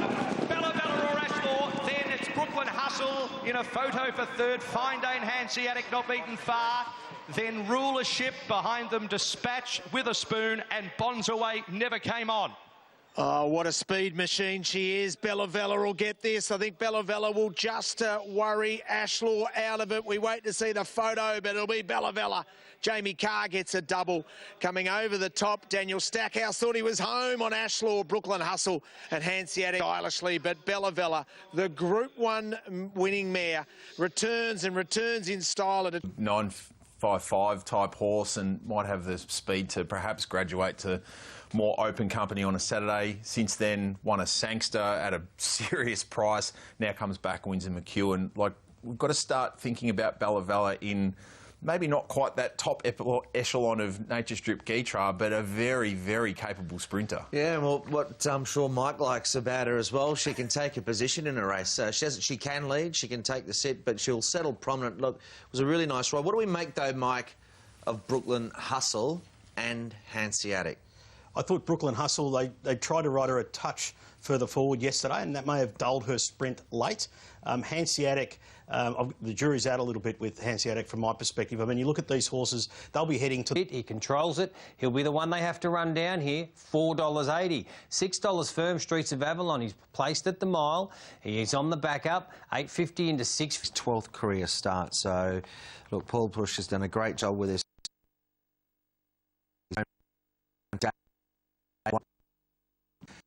And from day one. Yeah, it's an interesting race. I think it's, for me, it's certainly up for grabs. I think going with the one on top, Humidor. I know that he's a horse you probably have to take on trust, and his zest for racing may be gone because we haven't seen the best of him for a long time. But one thing I can say... Pick of the yard, Humidor. More changes than a Lady Gaga with the headgear there. Chris Waller, he's up to something. Horse looks terrific. There's your roughie in the race. Surprise Baby. Well, he's the favourite with everybody. They want him to win. Racing. Humidor from barrier 1 away moderately. Streets of Avalon jumped well with Harbour Views, and coming around, Ciccone rousted in the middle. Exasperate got to 5th, then Humidor, Surprise Baby second last, and Mahamadeus last. That's the order as they head to the bottom corner. 1,300 to go. Ciccone eventually will cross and lead from Streets of Avalon, coming around at last. 1,000 to go. Ciccone by a half length, and Dictates here from Streets of Avalon. 1.25 lengths coming around, and Harbour Views 4th on the fence. fence. 2 lengths Exasperate, and then came Humidor. Surprise Baby, 7 off the leader. Amadeus last. To the side of the course through halfway, and it's Sir Coney with that Rock Hard Fitness leading by 3/4 of a length. Streets of Avalon, 1 1/4 length coming around Harbour Views. Now some runs, Amadeus and Surprise Baby from the back, 4 and 5 deep. Exasperate going with them. Harbour Views back to second last, only 3 off the lead, if that. Humidor last. So it's on now, approaching the turn at the 450. Sir Coney just in front of Streets of Avalon. Surprise Baby now around the outside. Harbour Views is going to cut the corner, followed by Exasperate. Around the turn at the 250, it's Sir Coney, hunted down by Harbour Views on the fence. Then Streets of Avalon and Surprise Baby down the middle. Harbour Views at the 100 takes Sir Coney. Then Surprise Baby. Humidor's lifting at the middle. Humidor, the old boy, yes. Humidor has won it. From Surprise Baby, Harbour Views, photo 4th. Streets of Avalon, Sir Coney. What a return. And they were followed by coming around Amadeus and Exasperate last. Can you believe it? They've turned back the clock. Chris Waller, you are a genius. You've been able to produce Humidor first up from a spell to come from the clouds and win. And Damien Lane, that's as good a ride as you're going to see. Joe Taylor cannot believe it, who's here representing Chris Waller. What a turnaround. Humidor to hell and back, and he's back as a winner. Surprise Baby's running. What a training effort from Chris Waller to take this aging gallop. He's never won fresh before, and this is at the shorter end of his distance range. He got a beautiful run through the race, but Days fee and stakes, left out of last year's Cox Plate, now absolutely in. Humidor from the inside, Damien Lane aboard. It was a very clever steer. Yeah, he's one-dimensional how he goes, but look, in terms of his settling position, probably a little closer than normal. But this was a race that ranked second best on the day, and it was very interesting in how it was run. It was a cosy run without spending any petrol in behind them, and if the gap came at the top of the straight, he was the horse that was travelling the best a long way from home. Let's pick up Matt Hill's call of the Fian. Second last, only 3 off the lead, if that. Humidor last. So it's on now, approaching the turn at the fence. Then Streets of Avalon and Surprise Baby down the middle. Harbour Views at the 100 takes Sir Coney. Then Surprise Baby. Humidor's lifting at the middle. Humidor, the old boy, yes. Humidor has won it. From Surprise Baby. Another spectacular call from Matt Hill at about the 80-metre mark. He spotted those green silks emerging. His voice went up, and I think our heart rates went up with it. No doubt. Yeah, Matt Hill was, as usual, in fantastic form. Look, great ride it was every time you watch it. And every time you watch it, I think, what a good run Surprise ride it was every time you watch it. And every time you watch it, I think, what a good run Surprise Baby was as well. So the obvious question for mine, does Surprise Baby win with Humidor's run? I thought Surprise Baby was a pass mark yesterday without being exceptional. I mean, it did finish alongside Streets of Avalon, but wasn't good enough to run past them. I would counter that, suggesting that I think Surprise Baby has gone absolutely enormous here. And I agree that he didn't win, and he's only won a couple of races, and he's the Melbourne Cup favourite. In terms of the boom on the horse, he's yet to actually justify it, I suppose. But what he did yesterday, with the race shape that we've touched on, and how he, from the 800-metre mark, Craig Williams was ultimately forced to get going at that point in time, to not be pocketed by Amadeus. I mean, from the 8 to the 4, Surprise Baby's put down a 22.52 and still come home in the second fastest last 200 metres of the race. It was an enormous run, a sustained sprint from the 800-metre mark, and that's going to bring him right on for his next race. Now, speaking to Paul Preusker this morning, a couple of things in Surprise Baby's favour, again, to signal that he's gone to the next level this preparation, is that on course yesterday, Paul... So, was it a vintage year? And I don't think so at this point. Yep. And that's why, look, Humidor's back to somewhere near his best. Well done to all concerned. But are we really looking at the Cox Plate winner out of that? Well, I think he's going to need to go to a new level, and he's with the right stable to do that.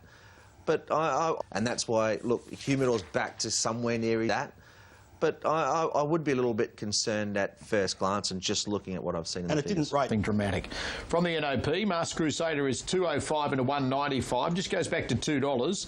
Fatus is $3.60 to $4.20. High-Low's $6.50 and Solid. Now on pace this 11. OK, here's Darren Flindell. They're about to load for the Vale Rick Worthington handicap. Gates are back and they're off. He's jumped midfield. Masked Crusader showing good speed as Goldfinch wide out. Kookaburra's right there from Electric Girl. Tonsor. Masked Crusader's caught very deep here from way up in the sky. Fatous deep out from Akari and Hilo's last of a Buns field. Goldfinch hasn't crossed the roughy Kookaburra yet, and Electric Girl's punching through on the rails.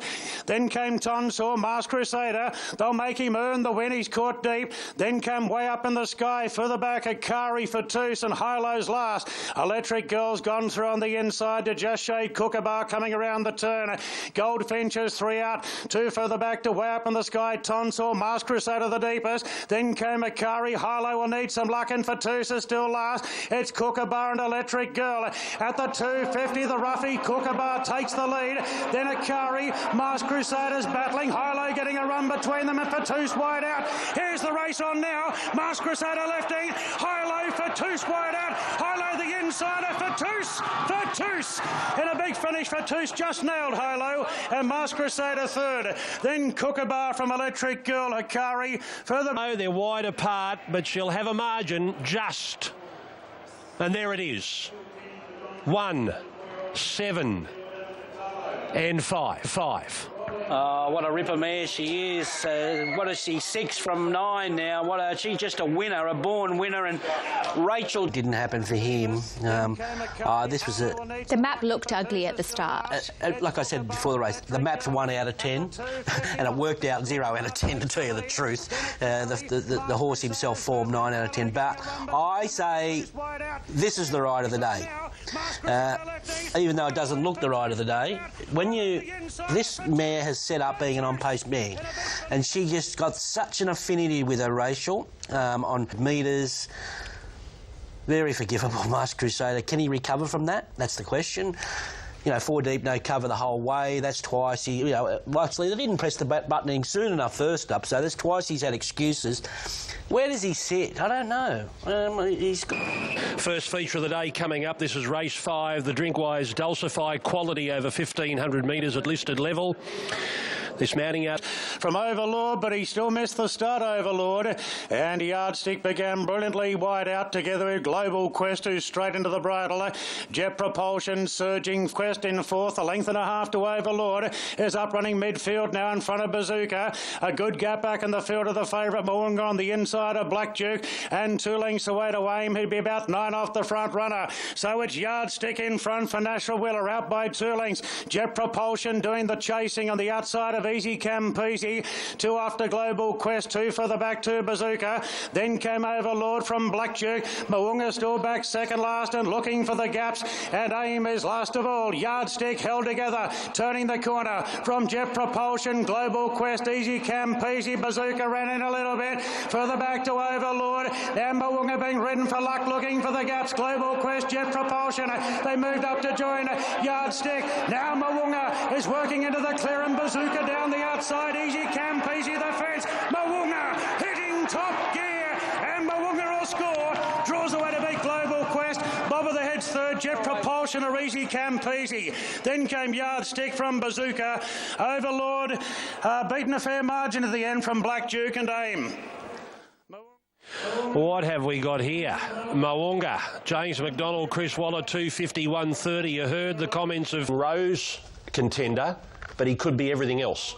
Could well be. We know what his line is at this time of year in the spring. He likes his 3-year-olds for the autumn. I could see him running well on a Golden Rose, but they won't do that, obviously. They think he's more of a... He's had 2 1400s and a 1,500 metre race now, but boy, talk about a horse loving to savage the line. This horse just does that. He's exciting. He's got great finishing speed. He looks a nice horse. Looks like he'll get better. So very, very exciting for Connections. I was wrapped. Bortley Wines, Run to the Rose. The De Bortley Wines Run to the Rose, 1,200, Group 2, $200,000 in prize money. It feels like a Group 1 build-up. Mounting out is brought to you by Harvey. And Mum Aragan, if the 1,200 isn't too sharp, is the other Key Hope. Great race, 3-1-5-4. The Group 2 race here, and I think he'll go close. First 200 metres of this race is very interesting. That'll tell you the tail, whether he's a legitimate 220 chance or not, because if Rothfire makes him work, it could set it up for something else to happen. I feel North... Racing. And Rothfire began brilliantly. So did Fun on the outside. Pelzer straight into the bridle. Third will let the 2 leaders go. Then North Pacific from American King's Legacy and Ole Kirk's last of all. As expected, they're going hard here, and Bowman takes Fun into a lead. A clear-cut lead. Outspeeds Rothfire to show the way by 3 lengths. 2 off to Pelzer. Third, a length and a half, North Pacific. Then came American King's Legacy and Ole Kirk about 9 lengths away at the rear. He is going along at lickety-split sectionals here, Fun, and out by 5 lengths on the Queenslander Rothfire. Then came Pelzer being nudged along. 2 off to North Pacific, 2 further back to American as they straighten up, and Fun and a 4-length leader. Bowman still sits pretty quiet. Rothfire's giving chase, serious chase. Fun coming back to Rothfire, clear from Pelzer. The Queenslander Rothfire laid it down to Fun and shot clear. Then Ole Kirk and North Pacific. He's a gun for hire. Rothfire puts pay to them in the run to the Rose. Ole Kirk best of the rest second. North Pacific third. Pelzer home into fourth. Well, Farnan at very quick sections couldn't see it out from American and King's Legacy. Well, stand up if you're a proud Queenslander. There's 2,000 new owners in this horse. They've given him a slot in the Everest. For my runners, Robert Heathcote, take a bow. Melson winner already at 1,400. Oh, look, he's a Group 1 winner already at 1,400 metres. And being a gelding, wow. I know Buffering was a superstar, but if this horse stays sound, he could be just as good as him. The Hawks pair were... we have... Oh, we're just outside the track record. We've got a new race record. Minari ran 1:8:59. Rothfire's run 1:8:52. All our mob. Giving chase, serious chase. Farnan coming back to Rothfire. Clear from Pelzer. The Queenslander. Rothfire laid it down to Farnan and shot clear. Then Ole Kirk and North Pacific. He's a gun for hire. Rothfire puts pay to them in the run to the Rose. Ole Kirk best of the rest second. North Pacific third. Pelzer home into fourth. Well, Farnan had... What an athlete he is. What an athlete he is. And to think, we went to this meeting yesterday, I think it was a 5.43 penetrometer, sub 5. And there was talk that it might be a little bit worse. I know it dried out as the day unfolded, but when we're talking course records at Rose Hill over 1,200 metres, you're talking about a horse like All Our Mob in the 90s. And to get that close on a track that was a second off being at its best, I would suggest, that's an incredible run from a 3-year-old. First up, you've got to love his attitude, the way he... The best analogy to talk about him is he's a perfect little racehorse. He can do everything you want him to do. He can take a sit, he can sit on speed and kick off a strong tempo, and he dragged the whole field up to Fun, and so he was essentially doing all the work there. I thought he was really wound up. I haven't seen him before, so that was my first time looking at him, but I thought he was ready to go to run a pretty much a peak performance yesterday, and he looked as though he was able to do that, and he finished off beautifully. I do, however, think over 1,400, even though he is a Group 1 winner over 1,400, I don't have any doubts that he's going to win, but it is a different type of race, and that was a race that was... Ole Kirk and North Pacific. Well, was Ole Kirk flattered by the early tempo? I don't know. I don't think so. But it's encouraging signs from him to say that he's, that's his second run back now, and that was excellent. He's run 10.67 between the 4 and the 200 after a brutal early speed, which is far superior to anything else. And then you come home the last 200 quicker than anything else in the race as well. So who's to say that if they go quick over 1,400, he mightn't round them up in a Golden Rose as well. So... lots of good signs with him. He's been sitting... For 14. Oh, no doubt. No, North Pacific, he had to come back from 13 on a wet track. So he's going to a lightning fast 1200. I thought he got more than a pass mark as well. The two Team Hawkes horses were great. American, King's Legacy. Droom, we'll go back and show you the race again, and Mark Van Gestel and the stewards panel questioned Hugh Bowman over his ride on Farnan. Van Gestel says to Bowman, "That's as aggressive as I've seen you on a horse out of the gates. Is there any reason you rode in that manner, as aggressive as what you were?" Taking from Clint Payne's story in RaceNet, he writes that Bowman seemed to take exception to Van Gestel's account of the event, stating the horse had gone about 5 or 6 strides before he asked Farnan to press on and take the lead. Bowman said, "When I showed my hand, my horse being first up reacted and took off basically. I didn't come out to lead at all cost. It was an instinctive decision at the time, and once I made that decision to go forward and lead the race, the horse took charge of me really and took off." Van Gestel informed Bowman his first 600 34.26, 1,000 to the 800 10.34, 800 to the 600 10.88. Bowman says, "I understand why we're in here, and I explained why I did what I did. It's not as though I went out there to run those times. Once I gave him the message to go forward and cross Rothfire, I was a passenger." He said, "Once I made the decision to press the button, and if I had my time again, I wouldn't have done that, obviously. But it was an instinctive decision at the time." That was the to and fro between Bowman and the stewards in the room.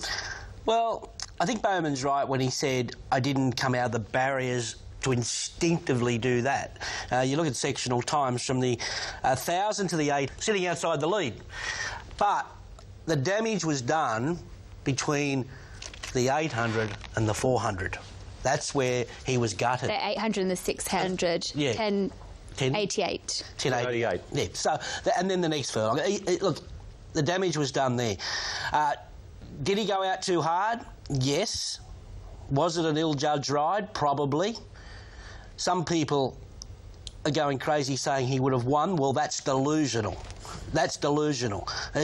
There's no way in the world Farnham would have won that race against that horse that was absolutely airborne in a pink fit. Honestly, I don't know. 3 and Rose, Rothfire, 2.60. North Pacific, $6. Farnan, 7. Pelter at 11. Doutland, who won Mark Stakes. Continues here at Rosehill Gardens after an exciting run to the Rose. We get to the Iron Jack Theo Mark Stakes over special reward. Yeah, he does go very well second up, and the first up run was Punter for the Iron Jack Theo Marks, and they're off and racing. No speed by Crack On, and White Out Fender put the handlebars down to go up and join Special Award for the lead. Riadini prominent in third, and Fun Stars up running fourth. Then came Nick and over on the inside of Wild Planet. Further back then to Crack On, who races on the outside of Duca Valentinois, Sonore Fox. Second last is Tie Zone, and Rhaenyra's the last one, about 8 or 9 lengths off the leader, which is Fender, who got across from the wide draw. The New Zealander Riadini right on the speed second. Then Special Reward from Fun Star is out 3 wide. They're followed then by Wild Planet, who gets cover. Crack on deep from Nick and over the fence. Further back Sonore Fox, Duca Valentinois.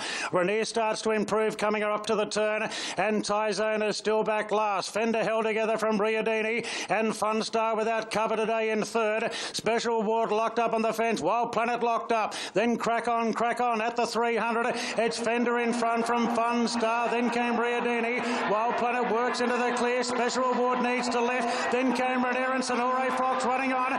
Fun Star got to the front from Wild Planet giving chase. Wild Planet goes to Fun Star, clear from Rhaenyra late, but Wild Planet went home best. Wild Planet beat Fun Star. I think Rhaenyra third in a photo from Special Award. Then came Duca Valentinois. Fender ran out of gas. Then nicking over from Riadini. Further back to Tie Zone. Sonore Fox peaked on the run, and so did Crack On. Well, the money was right. You just continued to see Wild Planet firm, and Tommy Berry's got the job done for Team Hawkes. 6.20 and 2 of the team is Michael Hawkes with Hawkes Racing. 6.54. With obviously she's going to get in there with a lightweight, but it's bizarre. I couldn't see that she did enough there to say that she'd firm from 11 into $8 for an Epsom. I think they got that wrong. And they've only got to run and they start firming these horses now. I don't agree with the firm there, but she's, like I said, she's ready for a peak performance. I just don't know about her. You know, she could jump out of the ground now. What do you make of it? What you've got to take into consideration is that she has come back a lot bigger this time around. Remember how she was always quite light and lean. You've got to give equal favourites for the Epsom now. Fun, Star, Imaging and Probabile. Star of the Sea surely getting closer to a Group 1 win. Race last year to Mizzy. She was 3 wide, no cover that day. I think this time she's drawn to get cover, whereas a couple of her key rivals have drawn a little awkwardly. So she did beat the Galaxy winner. I'm excited. She beat the All-Age winner. I think she can win. Hawkbury on her, Sweet Deal, Mizzy, the dangers for me, but happy with the 8 on top. The Group 2 Shirako Stakes is over the 1,200 metres, and you like Hawkbury 1,200 metres, and you like Hawkbury on her. That I do. Odds subpoenaed. Best trader. Back, they're off. Missing the start, Evelina. And well, there's about 8 of them going forward. Hawkbury on her, Adelong. Mizzy's right there for Seeker. Sweet Deal. This is a real charge, and Adelong's got the head in front early from Hawkbury on her, Sweet Deal. Then Invictus Salute on the outside of Mizzy. Positive Peace and the favourite for Seeker and the Black Jacket just behind. A length after Seasons. Then came Shout the Bar, followed then by Riverbird, Jen Rules. A gap back in the field to Zanaya, together with Evelina back on the fence. Out back Barbie Flett, and Subpoenaed is back last of all, coming to the home turn. And Sweet Deal and Hawkbury on her have worked to get to the front. From Invictus Salute, then came out along Mizzy for Seeker, getting to the outside. Then Positive Peace, Seasons going between runners as they come to the 300, and Hawkbury on her takes the lead by about a half length on Sweet Deal. Then Invictus Salute, and now for Seekers getting into her work. Seasons got tight for room. Hawkbury on her in front from Sweet Deal. Then for Seekers, Seasons. Hawkbury on her clear inside the final 100. Seasons finally gets out of her pocket, but Hawkbury on her. Hawkbury on her beat Jen Rules, who charged home, and a luckless Seasons third. Then Subpoenaed rocketing home on the rails. Then came a Sweet Deal from Adelong, Positive Peace, Invictus Salute, Flat Late, followed by Zanaya for Sig, Who Shot the Bar, then Riverbird from Outback Barbie and Mizzy. That's an outstanding performance. An outstanding performance. 343 days away from the races. She left the track with a record of 8 starts, 5 wins, 3 placings. She comes back and does that. She beats a great field at Group 2 level. Jen Rules and Seas for Seeker. She was heavily back, favourite. Hawkbury on her, almost a year since she last raced, and there's big things ahead. Well, I can't believe it. I know we talk about her record, 8 starts before this, 5 wins and 3 seconds, and now that she's had another first up win after a year. This is an incredible win, incredible. I know she looked well, and obviously a bit of work's gone into her, but to do what she did there, sitting outside the lead and just holding them at bay. She's just a ripper mare, there's no doubt about it. Jen Rules was a great return from her, just sneaking up on the inside here. Disappointing, the favourite. Disappointing. She sort of peeled off him on the point of the turn after having cover, and I thought she was going to go zot, but not to be, not to be. So back to the drawing board with her. I thought Subpoenaed was terrific as well. She's just got that terrible racing style where things are going to go right. Go broke backing her. Yeah, exactly. It's just so frustrating. She'll win a good. She's back to her best. Her best would win.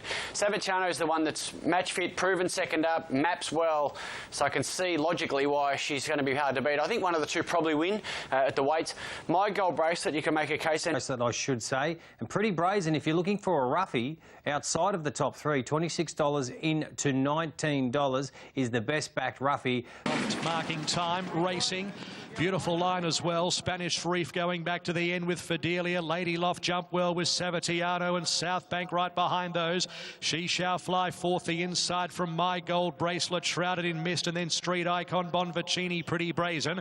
A length and a half away, Arcadia Queen for the Lawrence winner, Savitiano taking it up at the 1,000 metres by a half. Lady Loft, a length and a half. She Shall Fly, South Bank, shrouded in mist, 3 deep. My Gold Bracelet behind those from Street Icon, the fence, then Pretty Brazen with a trail. trail. A length Bonvicini, and then came Arcadia Queen, who is 3 back on that 3-wide train. Well back for Delia, Spanish Reef, and Affair to Remember. Coming up towards the turn, 600 to go. Savatiano just has a margin, followed by the outside Lady Loft, and then came 3 wide South Bank. She Shall Fly behind those. My Gold Bracelet with the pink jacket, then Street Icon shrouded in mist. Bonvicini runs up behind them, Pretty Brazen down the outer, and then Arcadia Queen at Savatiano went for home at the 250, but she's got plenty of company. She Shall Fly, Lady Loft, South Bank, Pretty Brazen, and then Street Icon. It's She Shall Fly and Pretty Brazen. Arcadia Queen runs on at the 100. Pretty Brazen takes the lead though. Darts clear. Arcadia Queen charging at her, but Pretty Brazen beat Arcadia Queen. Photo third, Bonvicini, She Shall Fly, then South Bank, Lady Loft, Street Icon, Savatiano. Behind those horses out wide, a Spanish Reef pulls up quickly. Affair to Remember, My Gold Bracelet, well back, shrouded in mist, and Fidelia was at the back. Well, there's a terrific win, Pretty Brazen. She was a $700,000 Easter yearling. She's beautifully bred, the mare by Brazen Bow. And at start number 14, she wins her 5th race. She wins a Group 2, the Let's Elope Stakes today. And in the Cochrane, she... Yeah, really happy for him. Hutch, race shape here? They went pretty steady. They went slow, but the first 2 past the post have come from well back. I think it just upgrades their performance. Lovely ride from Luke in that 3 running line, and I thought it was good also to see Arcadia Queen back. I think, you know, she had a chance. She was on the back of the winner. The winner was too good on the day, but she certainly put a step in the right direction. It was ranked as 6th. Back in 3rd, favourite Savatiano, 8th, beaten 3 lengths, was the disappointing run in the race. Grace, what did you take out of the Let's Elope? Well, what I took out of the Let's Elope is that Pretty Brazen, she's just so good at 1,400 metres. She travelled so well into the race. She was the last one to come off the bit, and I think suited as she gets out in distance, and we now know that Arcadia Queen will go to the Group 1 Underwood Stakes, 1,800 metres at her next start. She's run, Arcadia Queen's run home in 21.9 for the last 400. Yeah. You can't go much faster than that. So she's run really well, and she'll be better up in trip, like you said. Given the 420, Bold Star, your favourite. So Bold Star the favourite. And Tefani at $4.80. So 3 horses south of $5 gives you an indication of how tight this race is. The inevitable... Satori's also on the slight drift. Punters are backing a little bit of value outside of the top 3 here. So Tefani, she's drifting to that $5. Gates are back and they're racing. Zutori away moderately. Dollar for Dollar out fast with also Hell of a Street. And the inevitable after about 150 metres. They're the 3 early. Banquo out wider, Tefani behind those horses. So the leader is Hell of a Street from Dollar for Dollar. The Inevitable's tracking the stablemate Tefani behind those horses. Banquo up the middle, then Zutori, Rock Profit pulling. Bold Star second last. Galaxy Raider is at the end of the field through the 800 marker. They haven't gone that hard. Hell of a Street leads Dollar for Dollar, Tefani, Banquo. Then Zutori, the Inevitable from Bold Star, Rock Profit, and Galaxy Raider is last of the group. They're huddled up the middle, 500 to go. Hell of a Street and Dollar for Dollar. A length and a half to Fane, the Inevitable, Banquo, then Zutori, 3 off the lead from Bold Star, given a slap with the whip from Rock Profit and Galaxy Raider. Dollar for Dollar quickens at the 250 to Fane, the Inevitable gives strong chase. Zutori coming through and Banquo. It's Dollar for Dollar at the 150, but they're coming. Zutori, the Inevitable, and Banquo with Tefane. It's a terrific go. 5 across the track. Zutori drives through it. Won it again. Back to back Zutori from Tefane or Banquo or Dollar for Dollar or the Inevitable. Great go. Behind those Bold Star, Hell of a Street, Rock Profit, Galaxy Raider last. Oh, what a race. As Zutori goes back-to-back in the Bobby Lewis. A blanket finish, some quality sprinters, and a terrific ride from Mark Zara. He just timed his run. He burst through the gap. Zutori loves Flemington. He had enough speed on to get off their backs. Dollar for Dollar, the 8-year-old ran out of his skin to set the pace down the straight. Banquo loomed large. The Inevitable on the inside. Tefani, the Group 1 mares, in the battle for second and third as well.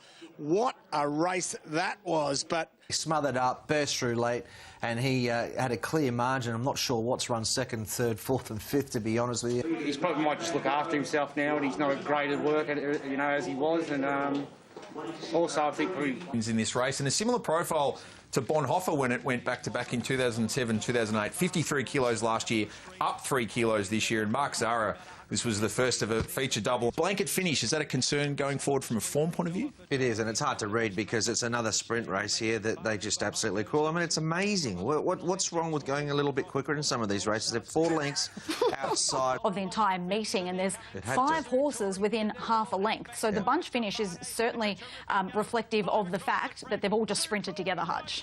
Corey, you've had tremendous... That we can take away that Mike Moroney thinks Stefani is better when she is on a faster tempo.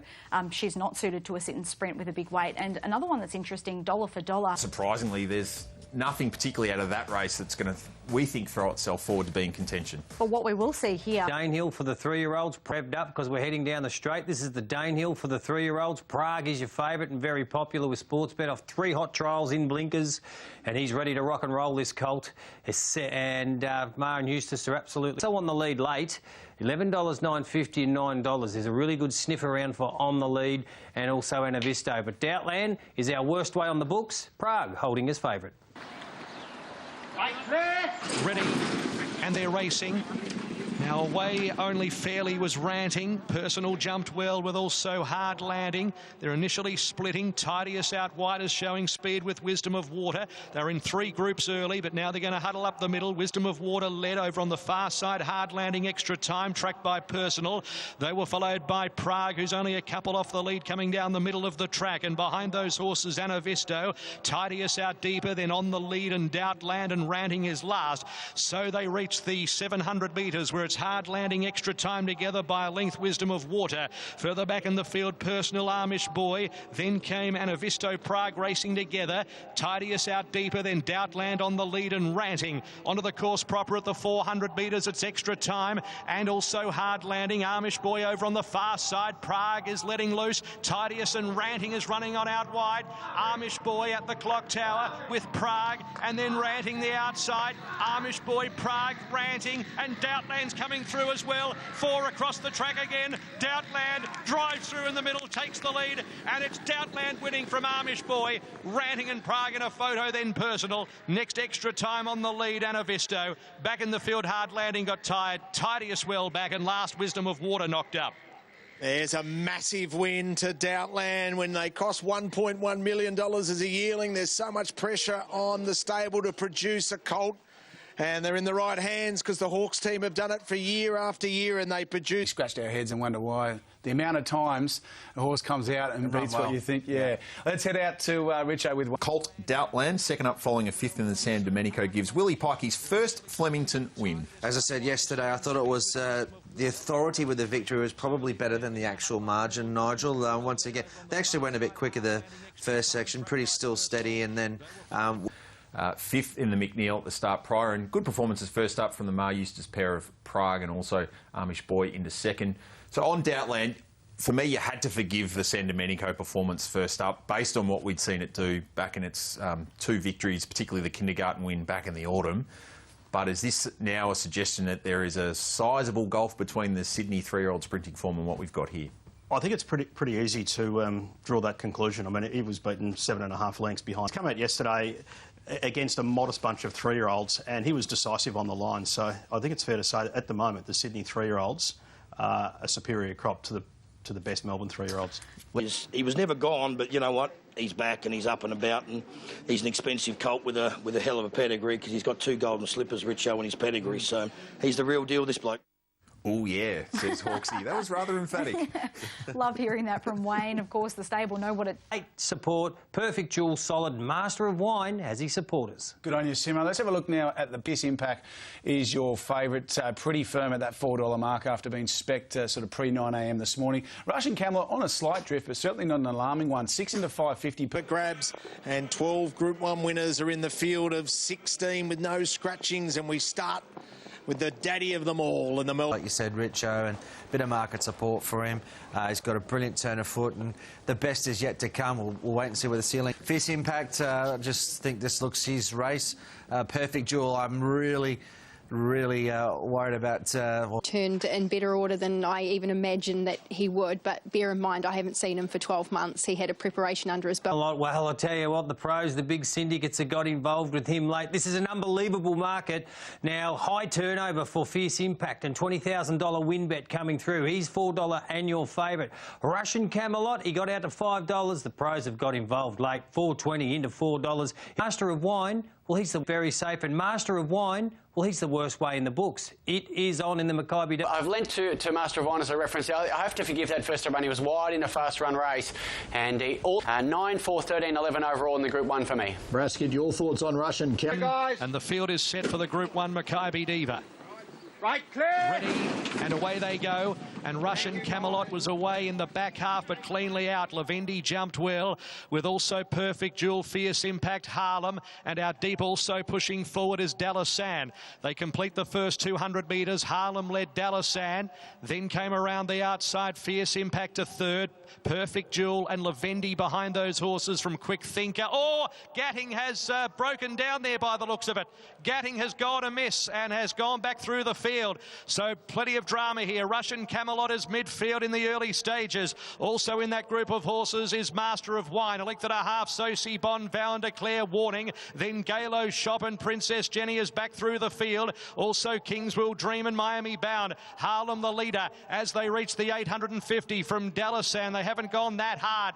They were followed out deeper on the track, coming into the race by Russian Camelot with Quick Thinker. Camelot's 4 deep on the track. Behind those horses, Lavendi, Fierce Impact, Master of Wine and Warning. Then Vow and Declare, Perfect Jewel, Soci Bon, Princess Jenny, Kings Will Dream. Well back, Galo Shop and Miami Bound. Into the straight, 450 to go. Harlem just in front of Quick Thinker and Dalasan. Russian Camelot 4 wide, given plenty of air. Then Fierce Impact, Lavendi. Down the outside, Master of Wine and Soci Bon. Russian Camelot at the 250 in front. Fierce Impact coming out after it at the clock tower. It's Russian Camelot grabbed by Fierce Impact. Dalasan going with Fierce Impact. Fierce Impact just in front. Russian Camelot still coming, but Fierce Impact's holding on. Fierce Impact won it. Russian Camelot second, Photo third. We've got Soci Bon, Dalasan, Master of Wine. Behind those, Harlem, Perfect Jewel, then Lavendi, Kings Will Dream. Then came Warning. Next to clock in was Galo Shop, Quick Thinker. Well back, Vow and Declare, Princess Jenny. And unfortunately, Gatting has gone amiss after 400 metres and was pulled up out of the race. He's a Group 1 star, Fierce Impact. He wins a Turak, he wins a Cantala. That's at handicap. He comes back the following season and at weight for age, he beats some of the stars of the turf. Fierce Impact, an entire son of Deep Impact. His future is secured with a superb performance. His third Group 1. Mark Zara, well, that's his 17th career Group 1. And for talk of the race, though, Hutch, is Russian Camelot 4 wide facing the breeze. And he looked gone at about the 100-metre mark, but he rallied hard back against Fierce Impact. In the end, Fierce Impact's got the job done. Out of this race, there's been a couple of fantastic runs. Good to see Master of Wine back again as well. But there are certainly some... Got onto the back of Dalasan and then found clear out at the right time, but had to fight off a really tenacious performance from Russian Camelot. Yeah, messy race. No speed early, sprint home. The barrier helped. Lovely ride from Mark Zara. He camped just behind the speed and...